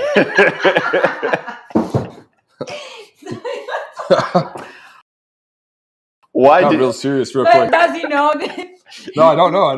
Oh, you didn't know the meme? No, I don't know the meme. Oh my gosh. Okay. Anyway, you'll find out the meme later. I need to go laugh. Oh, what? I thought you were serious. I was like, what? Oh, this is an important question. I have to shut up. And then, why are you? You don't know this meme? I don't know this meme. Bro, how can you not know this meme? But the question is what? Why did you buy X or something like that? How do I not know this meme, huh? So, I'll just play the video for you. We bring in the studio this morning. Oh, why are you gay? Oh, you know the meme, right? I think so. Do you know the way like that meme? No. Yeah, everybody knows this meme. But you didn't ask it right. Huh? You did say, "Why are you gay?" No. Gray keeps saying that I want to do the Christmas tree. That's why you get. Well, that's the funny thing though is obviously it's a Twitter schizo thing. Well, you're in the Bitcoin puppets. Everyone's like, "Hey, why are you gay and retarded?" You know. But the question, seriously, what I wanted to ask was, why did you not buy Bitcoin in 2010? Oh, in 2010. I mean, at that age, I was. I probably had zero money. I was. That's what year is it? I forget. Fucking 2010. I mean, that's 14 years ago. So Yeah. I was 13 years old. Yeah. I didn't have a job then. Did you have a PlayStation? I think so. Yeah, PS3. So you had a PS3. You had a PS3, Yeah. PS2. PS2. Okay, Yeah. that's PS2. I didn't have a PS2 then. I had a PS3. So you had a PS3, but you That didn't. was like 2014 then. You didn't buy Bitcoin. No. So you had enough money to buy 300 Bitcoins, but you chose to buy. Well, I think I got PS3. the PS3 for like a present. I didn't buy it myself, but yeah, I didn't know anything about it. Did you ever smoke any weed in 2010? No. Not at like 13 years old, 12, 13 years old. I've never been a big weed smoker anyways. But I get what you're saying, right? Like obviously, But why? It's because, if your children are going to ask you the same question one day, they'll be like, hey, Dad, is it true that in your time, Bitcoin was only $100,000? And you didn't buy it for $1, and you didn't buy it? Yeah, I mean, that's my answer, man. Honestly, I'm just way too fucking young, Well, they will say, oh, but you were this age. You were in your 20s in 2024. Why did you buy at least 10 Bitcoins? They'll say that. Yeah. No, they definitely will. They will ask that. Or they'll say, hey, why didn't you buy more Bitcoin puppets when it was 0.1 right. and it's 100 Bitcoin now? Right. You know what I mean? Exactly. Or OMB. I think a lot of us are going to die of embarrassment. If we don't act right in this moment, our children are going to expose us. They will be asking questions. I found out here this video people talk about Solana. It was $200. Dad, why didn't you buy? You're like, yeah, I was buying XRP or whatever. I think they're going to probably say, though, they're going to say, Dad, why are you gay? No, I don't know. That's funny, though. That's why I didn't buy it, though, honestly. Just too young. I mean, what about you, though? That's a great question. Have you answered that before? I was 2010, I was dead poor. Like, I didn't even have $1. Yeah. So I just couldn't do it. In 2010, did I even have internet? I didn't even have internet at home. Wow. I mean, did they even have Wi-Fi then? I guess they had to have, huh? We had Wi-Fi was there. Yeah, Wi-Fi was there. I would only get Wi-Fi when I go to like an internet cafe, so I'll have to pay like $1 to spend an hour or so. And I think we had the Wi-Fi that still connected very slowly. You had to wait a lot of time to connect the ADSL. Yeah. The ADSL. No, but 2010 Wi-Fi was working. See, it was working. Okay. Wi-Fi was there because when I would go to like an internet cafe, we used to use Wi-Fi. Or I go to my internship. Yeah. That's the only time I could get Wi-Fi. But that's the other thing too. Is like even if you knew about Bitcoin, it was still really difficult to get it, right? Like in 2010, because Coinbase was only launched in 2014, 2013, and even then it was still hard to probably get on Coinbase as well. Like I don't know, yeah. Yeah, it wasn't actually. It was easier to get on Coinbase back then. Yeah, like Bitcoin was kind of easier to get. Like people were sending each other 10 Bitcoins like it's nothing. Okay, but now we have to ask her the question. Oh my God! Why? In 2010 I was really young. No, like you can ask me. In 2010 I was 12 years old. So. Yeah. But in 2017, I actually old enough, and I knew about Bitcoin. I knew it. Like my friends in New York were actually investing. They were showing me about Bitcoin, and they were showing me on their phone, on their laptops. Yeah. Look, I'm making money like with this, and I was like, okay, put me on. Like, I want to buy Bitcoin. So I don't know. No, you were like, oh, can we just go to the club and shut up about this nerdy shit? Yeah, that's also, that was also. Can we go party? I wish my friends could look at this because they would say, they would agree. They will agree with me, right? Yeah, they will agree with you. Yes, can we just go party? Yes, but also I say, put me on. Like I gave them my phone. They downloaded the Binance US. I tried to buy like few Bitcoins. But he asked me, Binance US has so many restrictions that they asked me for a social security number, all of this stuff. And I didn't have because I was an illegal alien. So I wasn't, I didn't have a social security number and I was living illegal alien. Yeah, and I couldn't buy that. And there were all of these restrictions and I couldn't buy Bitcoin. And I gave up. I was just like, whatever, like I'm not going to get into it, I guess. And now I'm just like, I could have probably gone on a trip outside of the US and download the Binance non-US and buy it, but I wasn't smart enough, I guess, to do that. So what's trending today? It's Spengy, Mari, Popeng, Swang, Whiff, Baby Pingu, Pepe. A lot of really, really bad memes today. But guys, mid memes. Huh? Yeah. Trenches, if you got any tickers now you want me to look into, let me know right now. Just drop the name and I will look into it right now before we finish the show. Yeah. Go ahead, do it. D-Block is like one of the most active community members, huh? Yeah, absolutely. D-Block, we see you, bro. We see you. Yeah, D-Block is very active. Man. You know, they're always here. We love you, bro. Yeah, absolutely. Where is D-Block on Twitter? How can I follow him? Yeah, follow D-Block. While you find D-Block, can you drop your ad? Meanwhile, I want to give a special shout out to our sponsor for this episode, and that is CoinW to the Moon. I enjoy CoinW. I'm an enjoyer of CoinW. As you can see, I have my big meme coin portfolio here, 184,000, because they list memes early. So I got all this bunch of memes on here. Many of you might not know how to trade on-chain and to figure it all out with Phantom and all that. There's a lot of bad things that can happen if you don't have enough knowledge. There's a lot of phishing and scams and fake tokens. So trading on CoinW to buy meme coins early is the best way to do it. Link to that is in the description of the video, but also in the link in bio on my Twitter, on my Instagram, everywhere. And also, CoinW, you can trade, you can go long and short. If you want to long coins, short coins, you can do it on there. And I have a special Telegram group that gives you signals to trading. You can use CoinW, just follow the signals to trade, and you're done. You enjoy and maybe make some money. Okay, shout out to CoinW for supporting the Memecoin Show. We love you. We love you. To the moon. And we're going to go to the moon together with this portfolio that I have here. Yep. By the end of this bull run, this is going to look ugly. So big. Nasty. It's nasty. What are you going to buy yourself when you're by the... Because on the end of the bull run, even if you have like $2,000 to your name and you bought the right things, you're going to be better off. Yeah. You're going to be way off. What are you going to do to treat yourself? It's a good question. Good question. I don't think I'm going to treat myself. Honestly, I don't know. I think we've both made probably some good money just over the past year, and in the past. I think what I really enjoy is honestly working hard and in competing. Mm-hmm. And so like what I want to do is probably compete at higher and higher levels. Like what in what trenches? Probably just like field? I think probably on the market making side. I think like even like exchange stuff too. Yeah. Like all of this stuff is really interesting. Building something in that could like I think so. Yeah, make your name bigger in the trenches. I mean, yeah, not even making my name bigger. It's like it's just competing, just challenging yourself. It's like so making even more money. Just try. I mean, it's not even about the money, right? It's about what it is about. It's about the competition. Challenging is I think just self-challenge. Of winning the game. You know what I mean? Of and whatever. How do you win the game? Like adding zeros to that portfolio? How do you win the game? I don't know. I think it's hard to define what if it's not like a sports game, right? Where there's like clearly defined rules. Yeah. The game of life is just like it's a fun game to play.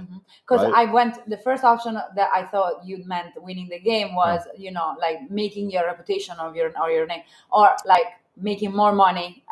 So there is no end game. It's just really competing. Like competing just keep competing. But against who? I mean, it's against, of course, the other trench warriors. It's against, depending on if like you're doing a certain business, then it's against those other businesses. So the value for you of winning and competing is higher than the actual value of buying yourself something. Totally. Yeah. That's crazy.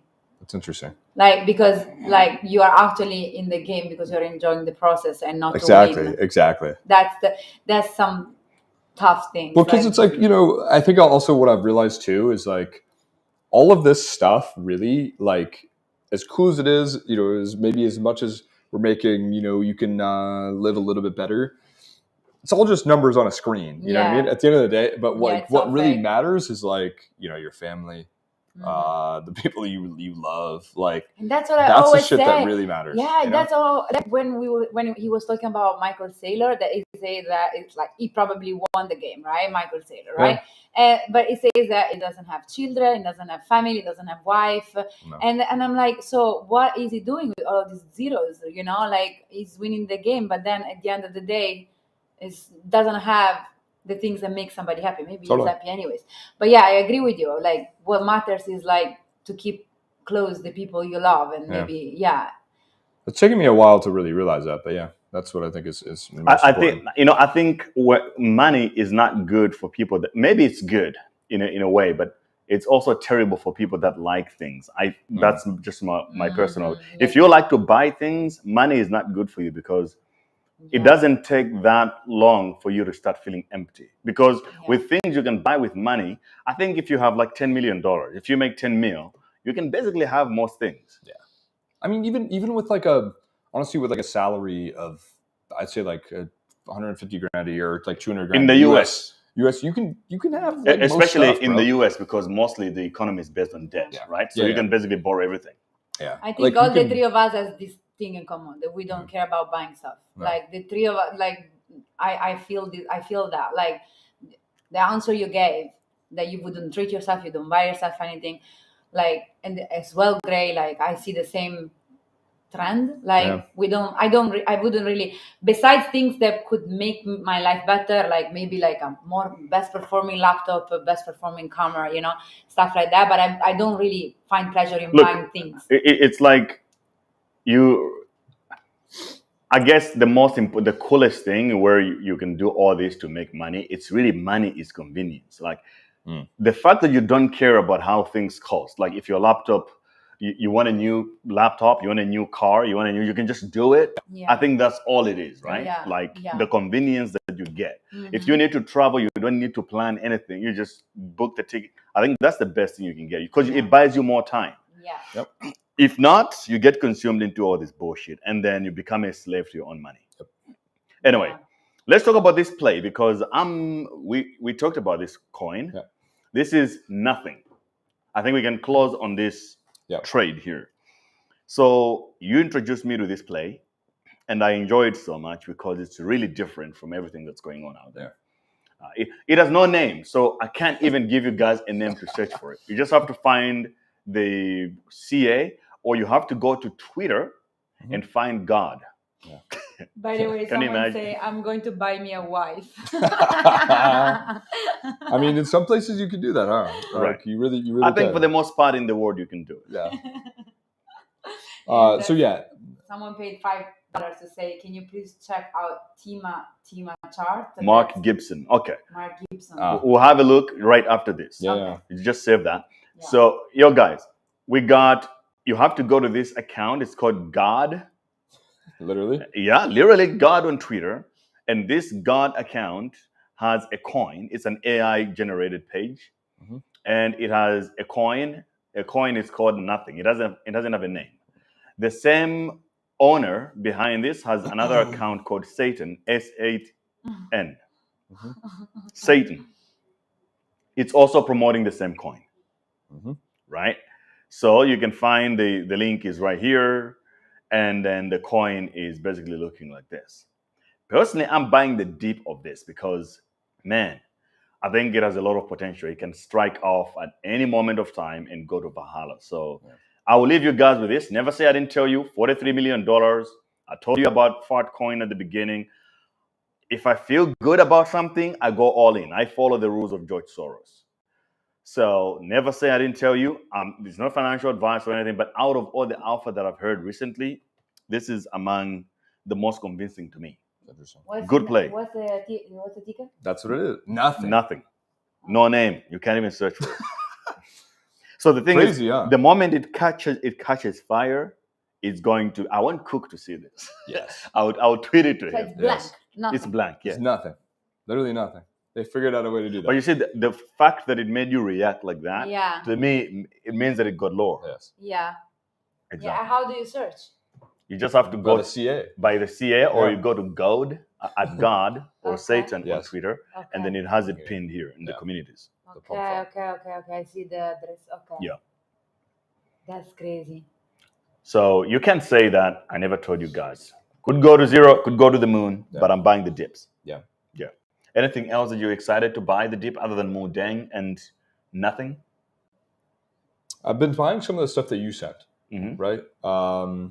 Which was, I think, Whiff, Yeah. Bonk. Yeah. Um, Vaifu, did I tell you Vaifu? Vaifu as well. Right. Yeah. I again, still trying to get my feet wet more in the Solana ecosystem. So I'm just sort of like following, I think, people that I think are smarter than me, including yourself. So that's what I've been buying. I've been buying a lot of the runes dips as well, and many of which we mentioned earlier. Yeah, I'm trying to find like a trend to see what works in the next few days, because you can sort of see it. But on a day like this, every big launch in Pump.Fun is more likely going to be a derivative of Pingu. So you can see now, it's everybody trying to jerk it off. Yep, all the beta players. Yeah. So it's like all the people that missed out are looking for something. So I don't like days like this. Yeah. But once this is gone, tomorrow we might see some clean plays coming out. Yeah. So guys, we have been Oh, there was one more from the super chat. Yeah, the super chart. Let's see what that is. Chart. Tima. Tema. Let's see what we're looking at Yeah, here. Mark Gibson. Shout out to Mark Gibson. Let's see. 13.5 million. It's a raccoon, huh? It's a raccoon. Yeah. Another raccoon. Okay. There was what? There was one called what? Freddy? Fred. So Fred? Fred is part of the Peanuts family. Okay. Yeah, Peanut was a raccoon as And well. that did pretty well, or no? Huh? Fred, not so much. Not so much. Okay. It was like I'm not still that big fan of Fred because I like to go for the first one. Okay. In every narrative. Always. Right. The leader. Because everything else is just a beta to that. Yeah. So it's like on a team I might be cute, but it's like it's trying to be another raccoon. Okay. So let's see. So that's tough. Oh, Okay, that's so nice. cute. So it must be something here, huh? Yeah, I probably have a big TikTok or YouTube. What the? Oh, interesting. So for these types of plays, right, that have these large TikTok followings and YouTube followings, how do you then go from there and kind of break down a little bit of the mindset here that you're looking for when you're looking at YouTube and TikTok? Okay, so these. Oh, it's not English, so that's it's kind of Russian. interesting. Russian. Okay, wow. Right. Is that just because our region though, or that's because that's the native? It's a native page. Oh wow. Okay. It might be like a Ukrainian or something. Interesting. Yeah. Okay. So Gray always say that you have to feel. Yeah. You have to feel the vibes. Yes. So really I asked nice. the same question, like how do you pick that something is good or something? Well, he said the community around. Tell me if I'm wrong. Yeah. So The you're right. the community around, like if there is a good community, like on Twitter or on social media, and if you actually feel it, I don't know what that means. You feel it. It means like something like peanut. The story is too strong. It's like Storytelling. this has been killed. This animal has been killed by the police. Was it a raccoon? What was it? It was a little squirrel. A squirrel. Squirrel. Yeah. Okay. It was just this squirrel. No, I totally get you. But I guess what I was saying is like, when you go to that website, I'm sure there's little things in your head like, that I look for too. Right.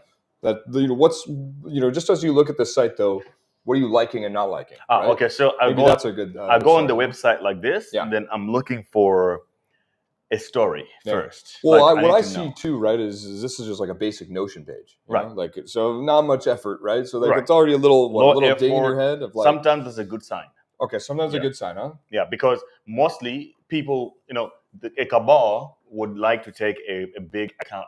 Let's say you have an account with a dog. Yeah. A cabal would approach you like, oh, let's launch a coin for your dog. Yeah. And then you can go on the website and you'll be able to tell that this owner of this animal has no idea what's going on. He just got paid off and somebody's trying to grift off it. Got it. Okay. Right? Whereas sometimes that doesn't matter. I want to go to Twitter. To the platform. I want to read the news, the story. What story is being told? If you just say something like this, hey, I'm another famous raccoon with a big YouTube. For me, it's a no. Yeah. Straight up. Yeah. Because I'm looking for something special about it, something new. Yeah. I'm also thinking too, like in my head, with this, and I'm just like trying to be as transparent as possible. Like, and you'll obviously give your final thoughts on what you think about this. But like, raccoons are just not as cute as a squirrel. Like again, top of funnel, right? Like, is there enough top? Like, there's a lot of people I know that hate raccoons. Like, absolutely, in the U.S. They attack people and stuff, right? Even my dog hates raccoons. There's one that's in sort of the backyard of my place back in California, like that always runs at nighttime. And if my dog's outside, he'll just sit there and bark all night, and it'll run up the light pole. But yeah, there's some people that really do hate raccoons and they're scared of them. That metric that you pointed out is now the feeling aspect of it. Yeah. How does it make people feel? Because when I saw the hippo, I was like, I love this hippo. Yeah. And I don't even like cute little hippos. Yeah. I'm more like a rhino person. I like rhinos. But I think it's almost to this feeling part. It's like you almost the way I think about it too is like if you're trying to build a Twitter following, you have to like not only of course you want to be tweeting shit that like obviously you like, but you also have to be thinking about what other people are gonna like, right? How are they gonna read this? Is this something they even care about? Right? Like there's these little things of like you look at Peanut, like, okay, this is cute to me, but it's gonna be cute to like 50 other people. Right. And like I don't know, just looking at some of those videos on the site, I'm like, this is kind of creepy. You know? I don't know. But anyways, you know. But if you go, have you ever been to the Moodeng page, the official page? Moodeng is cute, right? And I missed that obviously. So. Not only cute, but she's also crazy. Yes. Yeah. You know, if you go to the fan page, great memes can be built out of that. 100%. Like, look at that. Yeah. It's just a thing of beauty, man. Yeah. You wouldn't want to miss out on that. Yeah. So yeah, you're right. It's about how it makes people feel. So I can tell you the story of how I got into Moodeng. Actually, I was in Bali, and there was an older guy that I introduced into crypto just a month prior. And you know, after that, obviously, because Memecoins are trending, so he's retired, so he has a lot of time to look into all this stuff. So he started sending me WhatsApp messages. Oh, I figured out this coin. I was telling him, no, because there's like all this cabal play rags. He has no idea. And obviously, people are trying to shield him in his email and stuff like that, and his email list. And then the other day, I got at the gym, and then he's like, oh, you know, did you see the hippo coin? I saw it. It's so beautiful. It's so cute from Thailand. He was so excited about it. Yeah. He's like, I just dropped 15K on it. I'm like, what? And then I had just saw it a day before on X, right? What the hell? This is all right here for the mid curves, for the normies. They love it. Yeah. Then I went to see the page properly. I read the story about Moodeng. Okay, this is the one. Yeah. Then I just went all in. Man, I put 100K on it the same day. Can we go visit him in Moodeng? Thailand? Huh? When Moodeng hits $1, we're going to go see Moodeng to Thailand, straight up. The Memecoin Show we're going to do live in the pen. Yes. If Moodeng, I hope you guys are listening. Everybody, we have to say it on camera. So I'm going to spank Moodeng. Yeah. Okay, so this is the promise we're going to make to the community. Everybody listening to us, what happens if Moodeng goes to $1 to the Memecoin Show? Moodeng goes to $1, what are we going to do? We're going to Thailand. We're going to Thailand. We're going to stream live from the cage of Moodeng, and he'll be behind us or sitting next to us. Yeah. And we'll do the show right there in Thailand. With Moodeng like actually sitting next to us. Right. Do you know another cool thing about Moodeng is that he actually has he's helping the economy of Thailand in tourism. Wow. He added a percentage to the entire GDP of Thailand. That's crazy. George Soros was on camera saying that he tried to destroy the economies of Thailand and all those countries in that region, of Indonesia and Thailand, but Moodeng is fixing it. Can you imagine how massive that is? We will all meet you there. Exactly. And we have a bunch of hoarders here who know for sure that if it goes to $1, they'll make them biggest. We will all meet there. We will throw the Memecoin Show party with Moodeng. With Moodeng. It's coming soon. Too funny. Cabal, whoever are the cabals, please send it to $1 quicker because we want to go and see Moodeng live out there, right? Oh, you got it. So I guess to wrap up also on, what is it, Tima or Timu? Oh, yeah, Tima. I don't know if you wanted to finish up on that. Yeah, so to wrap up on Tima, I think I'm going to fade on that. Like, I'm usually looking for something special. I'm always looking for something new. And when I find it, I go hard. Yeah. It's that simple for me. And Timu didn't give me those vibes.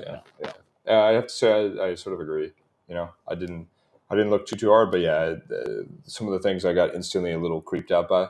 And you know, knowing I guess some of the background as well of like you know, I know some people that really do not like raccoons, and then making that comparison to, you know, like something like Peanut, where I'm like, I've never heard anyone tell me they don't like a stupid cat like you know, like Gizmo, or you know, obviously Peanut, you know, or like a squirrel. I don't know. But what I also like, but there's that. So there's an animal play that is really based on an animal. So there are other plays like Gizmo where it's not really. The imagery is not really a specific cat. It's an idea of a cat, like an imaginary cat, for example. So what I like about those kind of plays is also that they give a lot of creative freedom to the community to make things up. Yeah. Because with Moodeng, if you're going to make a meme about him, it has to be him in the picture. You know? Whereas the others are sort of like, not, it's just a concept of a cat or a dog without a specific dog or a specific cat. So those ones are good because you can turn it into whatever you imagine it in your own. You can translate it however you want. Yeah. Someone is asking, can you tell us how to check Memecoin story? What does it mean? Memecoin story. Fabiana, can you tell us how to check Memecoin story? What that means? To check Memecoin story. Can you tell us how to check? Okay, can you articulate this comment so we can answer? Why are you gay? And also, Ali Stark said, "Gray, what happened to Ondo promise? I guess you promised to go live for 6 hours, right?" Oh, shit. Yeah. You know, What is that? whose laptop is doing this? It's too funny. Why are you gay? What the heck is going on here? What the hell I happened? think it's my camera. There's like this. I don't. I think it's yours. Maybe. Well, I have my camera off, though. Yeah. Still, but try it. That's weird.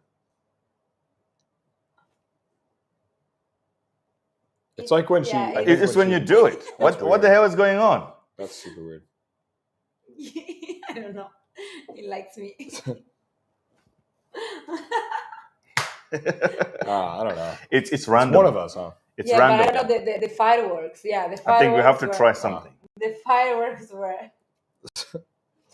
Fabiana is now a verified trench lord. Yeah, exactly. You're now a trench lord. But okay, to all the trench lords, I have some people here wanting me to check on Vaifu. We kind of did a little bit earlier.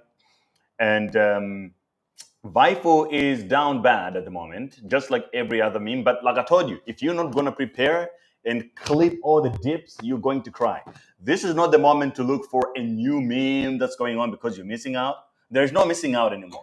Right now, it's all about finding what is working, what has worked already that you couldn't buy because it was too expensive. Buy the dip and then just wait. And we have already showed you a couple of plays here that we're interested in, and we'll see you guys. And yeah, a lot of positive vibes for this stream. A lot of people saying it was fun and stuff like that. So Why we is appreciate everyone it. saying my name? I don't understand. Look at the comments. Fabiana, focus. What am I doing? Okay, so I'm supposed to select a winner for the giveaway here. Okay, no, can I select Yeah, so you select the winner. 2 winners. 2 winners? Yes, okay. So I've been looking all the comments this whole time. I think the guy that wants to buy a wife. Why did you pick him? Can you explain your logic behind this? Because I want to help him. Oh, wow, that's so cute. So cute. I want to help him. Okay. Frank Rutti. Okay, so Frank Rutti, drop your soul address comment on my latest tweet on YouTube on Twitter and with your CA, and then I'll be able to send you something. Was it Frank Rutti? I think so. Yeah. So you said there's a free mint going on tonight. Maybe we can leave them with that. What's 6 going minutes. on? It's 6 minutes. 6 minutes. So there's a free mint. Okay, so we need to wrap up the show so that I can mint some as well. Okay, let me see the other winner could be. You know, this guy is Italian and he's on the live all the time. Fabio Montero. He always comments. He's like very. I think he's bullish on Goku. Yeah, he's always shilling Goku every day. Always is. Yeah. But he's also like, he's always like, Lucy, now dude, the Moodeng goes to $1. I would like to meet you in Fabio Montero. Yeah, Okay. I think, and he's Italian, so my team. Now, Fabio Montero, I don't think it's Italian. That's more likely Portuguese. Okay. Yeah. But yeah, you're right. So Fabio is the winner. And also, who is the other guy who wants to buy a wife is the winner. So wife, buyer, and Fabio are winners today. Wives. Okay. Yes, Frank Rutti. Here, Frank I'm Rutti. going to buy me a wife. Rutti. Frank Rutti and my accent. And Fabio Montero. Okay, so you guys Why drop Italian? drop your addresses out there and then just comment on our Twitter and we will be able to give you the giveaway. I'm giving away Fartcoin today because I'm celebrating. Fartcoin hit $900 million above Moodeng, above freaking GOAT, above everything, above Zero Bro and all these cabal plays are now losing to Fartcoin. No listings, no Binance, no Coinbase, just pure vibes. Yeah. Can you imagine? So Fabio Montero say Portuguese. for the Fartcoin giveaway, how do people get that? They just drop their address. They drop the address here, then I'll copy the address and just send it. So how many people and how much Fartcoin? So it's supposed to be $50 each. $50 each for 3 people, I guess, or For it's two people. Okay, well then let's do a giveaway for Gizmo too. Oh, So, you want to give away some Yeah, Gizmo I'll give away tokens? some Gizmo. So if we'll choose 2 people. All right. If they drop you have to drop a tap. Sorry, you have to drop a Taproot address. Okay, let me share it on my X as well. Okay. Yep. Okay. Geese. Guys, they say that she needs her own show. No Twitter picker anymore. Okay, next time we will pick from Twitter tomorrow, because it's every day. So tomorrow we will pick from Twitter. Drop your runes address. Yeah, I would say. Yeah, I guess do runes address and then maybe like in parentheses, I guess taproot address or something. I don't know. I don't know. They will know. The runes is my BC1P. Okay. Yeah. Otherwise, we can, because I also don't want to miss out on the mint. So otherwise, we can actually do it in Telegram. Okay. We can pick a winner in our Telegram. Yeah, that's fine too. Yeah. So guys, anyway, we do both. So one winner will be picked out from Twitter, another winner from Telegram. Yeah. Oh, you gotta put a period on at Bitcoin, because then if you don't do a period before it, it'll only show up as a reply on your tweets. I see. I see. Clever. Okay. There we go. So can I please, Frank Rutti said, I don't know how to do that. Can you tell me what you don't know? We will explain you. Just go in Phantom and tap on receive and then copy that address and paste it. Paste it where? And then they just have to comment on my latest tweet. Yeah. Okay. It's going out in 1 second. Yeah. Yes. So Gray is posting on Twitter. So you can go on Twitter and comment on the last tweet your Solana address from Phantom. Yeah. So if you go, we're also going to do another giveaway. That's for Gizmo. And for Gizmo, you need to get your runes address, which you can get from your Xverse wallet or from your Magic wallet. Yeah. Magic Kingdom wallet. Yeah. Phantom also has it too. Yeah. Someone is Phantom has it too. Yeah. So in Phantom, you can get a Bitcoin address in there and just drop it in here. You might win some Gizmo. Low cap, which is big upside. It's only $20 million right now. So you can imagine how big. Tell us more about the free mint, please. Okay. The free mint you can explain. So the free mint that's happening in about 2 minutes is actually a minute now. Is it's from this series called World Peace Cards, which is sort of related to Gizmo in a way, but it's allowing a bunch of different artists to basically do their own take on both Gizmo as well as World Peace, and it's free. It's a free mint. Some of these mints have been going from free to $300. Some more, and it's a fun way to collect, have some fun, get some art on Bitcoin. And cross-pollinate with a bunch of different communities as well. Yeah, but you see, the thing about these kind of things, what I always tell the Alpha Group members, this is like, you want to participate in things like this. Sometimes they don't mean much, but you never know, because it's mostly like that's how airdrops are generated, right? Or you never know what will come. It's like crypto reward active participation. Yeah. So you want to be as active as possible, because every action you take counts for something in the future. Yeah. That's why I like free mints to participate, because you also never know what value things go. So if they want to mint right now, where do we go? Yeah, so let's see. So I sent you the link again on Telegram. Okay. So you have that. Looks like we're waiting to see. Looks like availabilities. Some things, I guess, maybe working here. Looks like we got some Wi-Fi issues, but it looks like the mint went live for a second. Oh, looks like we're getting front right here. Already? Yeah, it's already 16%. Oh my God, bro! We got bad Wi-Fi here. It should be saying that we're able to mint, and we're not able to mint right now. So, I'm using a different connection here. So let's see if it will let me in. I just dropped the mint link in the Telegram. 67%. Jesus Christ, bro. Oh, man. We're not going to make it. Oh, wait. I can get it right now. Here, let me try and get multiple. Let's see if I can get multiple. Come on, Wi-Fi. I'll try right now. Come on. We need the Wi-Fi, huh? Yeah. Shit. It's a free mint. Post. It says pause on my end. Shit, bro. Yeah, I think honestly, it's just like one of the most hyped mint that's been out in a while. Oh, I can mint now. Try go for it ASAP. I'm still just loading here, so I'm fucked probably. I think it's about. Why you have to download the app? I already have the app, but I don't know why it's asking me to do it again. I think the Wi-Fi is fucked. Oh, so it's gone. I can't even load. Yeah. Screw it. Because it was 83% on yours, so I'm guessing it's done now. It's 100%. Yeah. Look Okay, at that. Okay, so a minute, it's gone, bro. Yeah. But it's good. I mean, it shows that there's there's a lot of activity. Yes, there's going to be another one, another free mint tomorrow.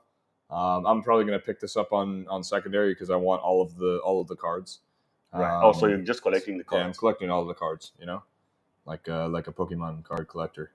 But man, this has been a fun show, huh? Yeah, man. Good show. Good show. Appreciate you having me on. Yeah. Go to dgenware.com. Yeah. dgenware.store. Dgenware. Do you need to get yourself something for Dgenware? I do. Man. You need to represent. I need a bunch of mugs too. Right. You need some mugs. You need some guns, bro. Like you need with our merch on it. Yeah. That's for sure. With the communities that you enjoy. We need CoinW X crypto, the we need to do a collection, actually. A CoinW merch. CoinW people are the best. They're giving us water every 30 minutes. Yeah. The mint is sold out. But still, we're still going to select 2 winners from tonight's live stream. So I'll get to that a little bit later. But you guys, 2 people won some Fartcoin. And there has to be 2 winners also for the Gizmo token. One will be picked up from Twitter and the other one from Telegram. If you're not in my Telegram group, links in the description of this video, link in the bio on my Twitter account, on Instagram. And so many of you guys are spending so much time on Instagram. I told you, it's the freaking bull run. There's no time to sleep. Right now, it's 1:23 a.m. We're still doing this. You're spending more time on Instagram. It's the devil's page. It's a devil's scroll on Instagram. Why is Instagram bad for you? Because Gats and Nyash are wasting your time. Everybody there looking at, you wake up in the morning, first thing you check, Instagram shows you Gat. Your brain is fried, of course. You're not going to look at the trenches. You're not going to be safe. You're not going to be focused. So quit Instagram, spend more time on X and maybe YouTube also. Do you have Instagram?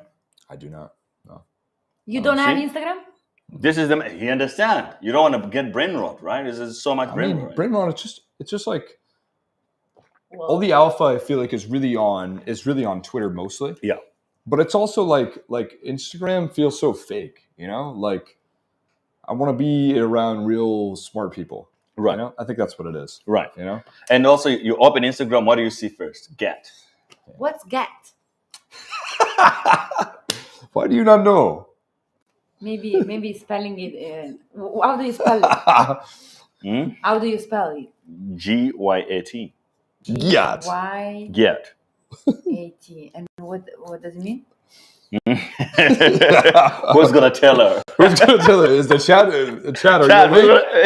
Chat. Another name for it is is Nyash or Yash, and depending on which part of the world. Someone say Nyash. I don't know. I never heard this. I don't know what to tell you then. It's too late for you. Man. You understand when you grow up one day. If I Google it? Chat, this is a fire stream. Liked it. We'll see you guys tomorrow. Same time. And peace out. And follow BG also. It's at BG. BitGod21. Look. Oh, I did this. I did like a peace sign. Peace sign? Peace sign. Salute. Salute, huh? Or, salute. Christmas. Yeah, Merry Christmas too. Happy holidays. Congratulations. Good night. Goodbye. You're like the Pope now. Great, you're the Pope. Okay, I'll play the song for you guys before we go. Yeah. So that we leave on the high notes, of course. The outro. Someone say just stand up. What do you do with the Bitcoin besides it just gather value? The real estate developers in New York City, they're not buying the real estate because they want to live in it. But like most of the people who are buying assets at some point want to sell the assets at a profit. People that use fiat currency as a store of value, we call them poor. We call them poor. People that use fiat currency, we call them poor. We call them poor. call them We call them poor. We're going to turn it around, and we're going to start winning again. We're going to win so much. We're going to win at every level. We're going to win economically. We're going to win with the economy. We're going to win with military. We're going to win with healthcare for our veterans. We're going to win with... Right, like the point is, if you have the superior asset, it's going up forever more. Forever. Right, I mean, right, but I mean, we can all look Bitcoin sort of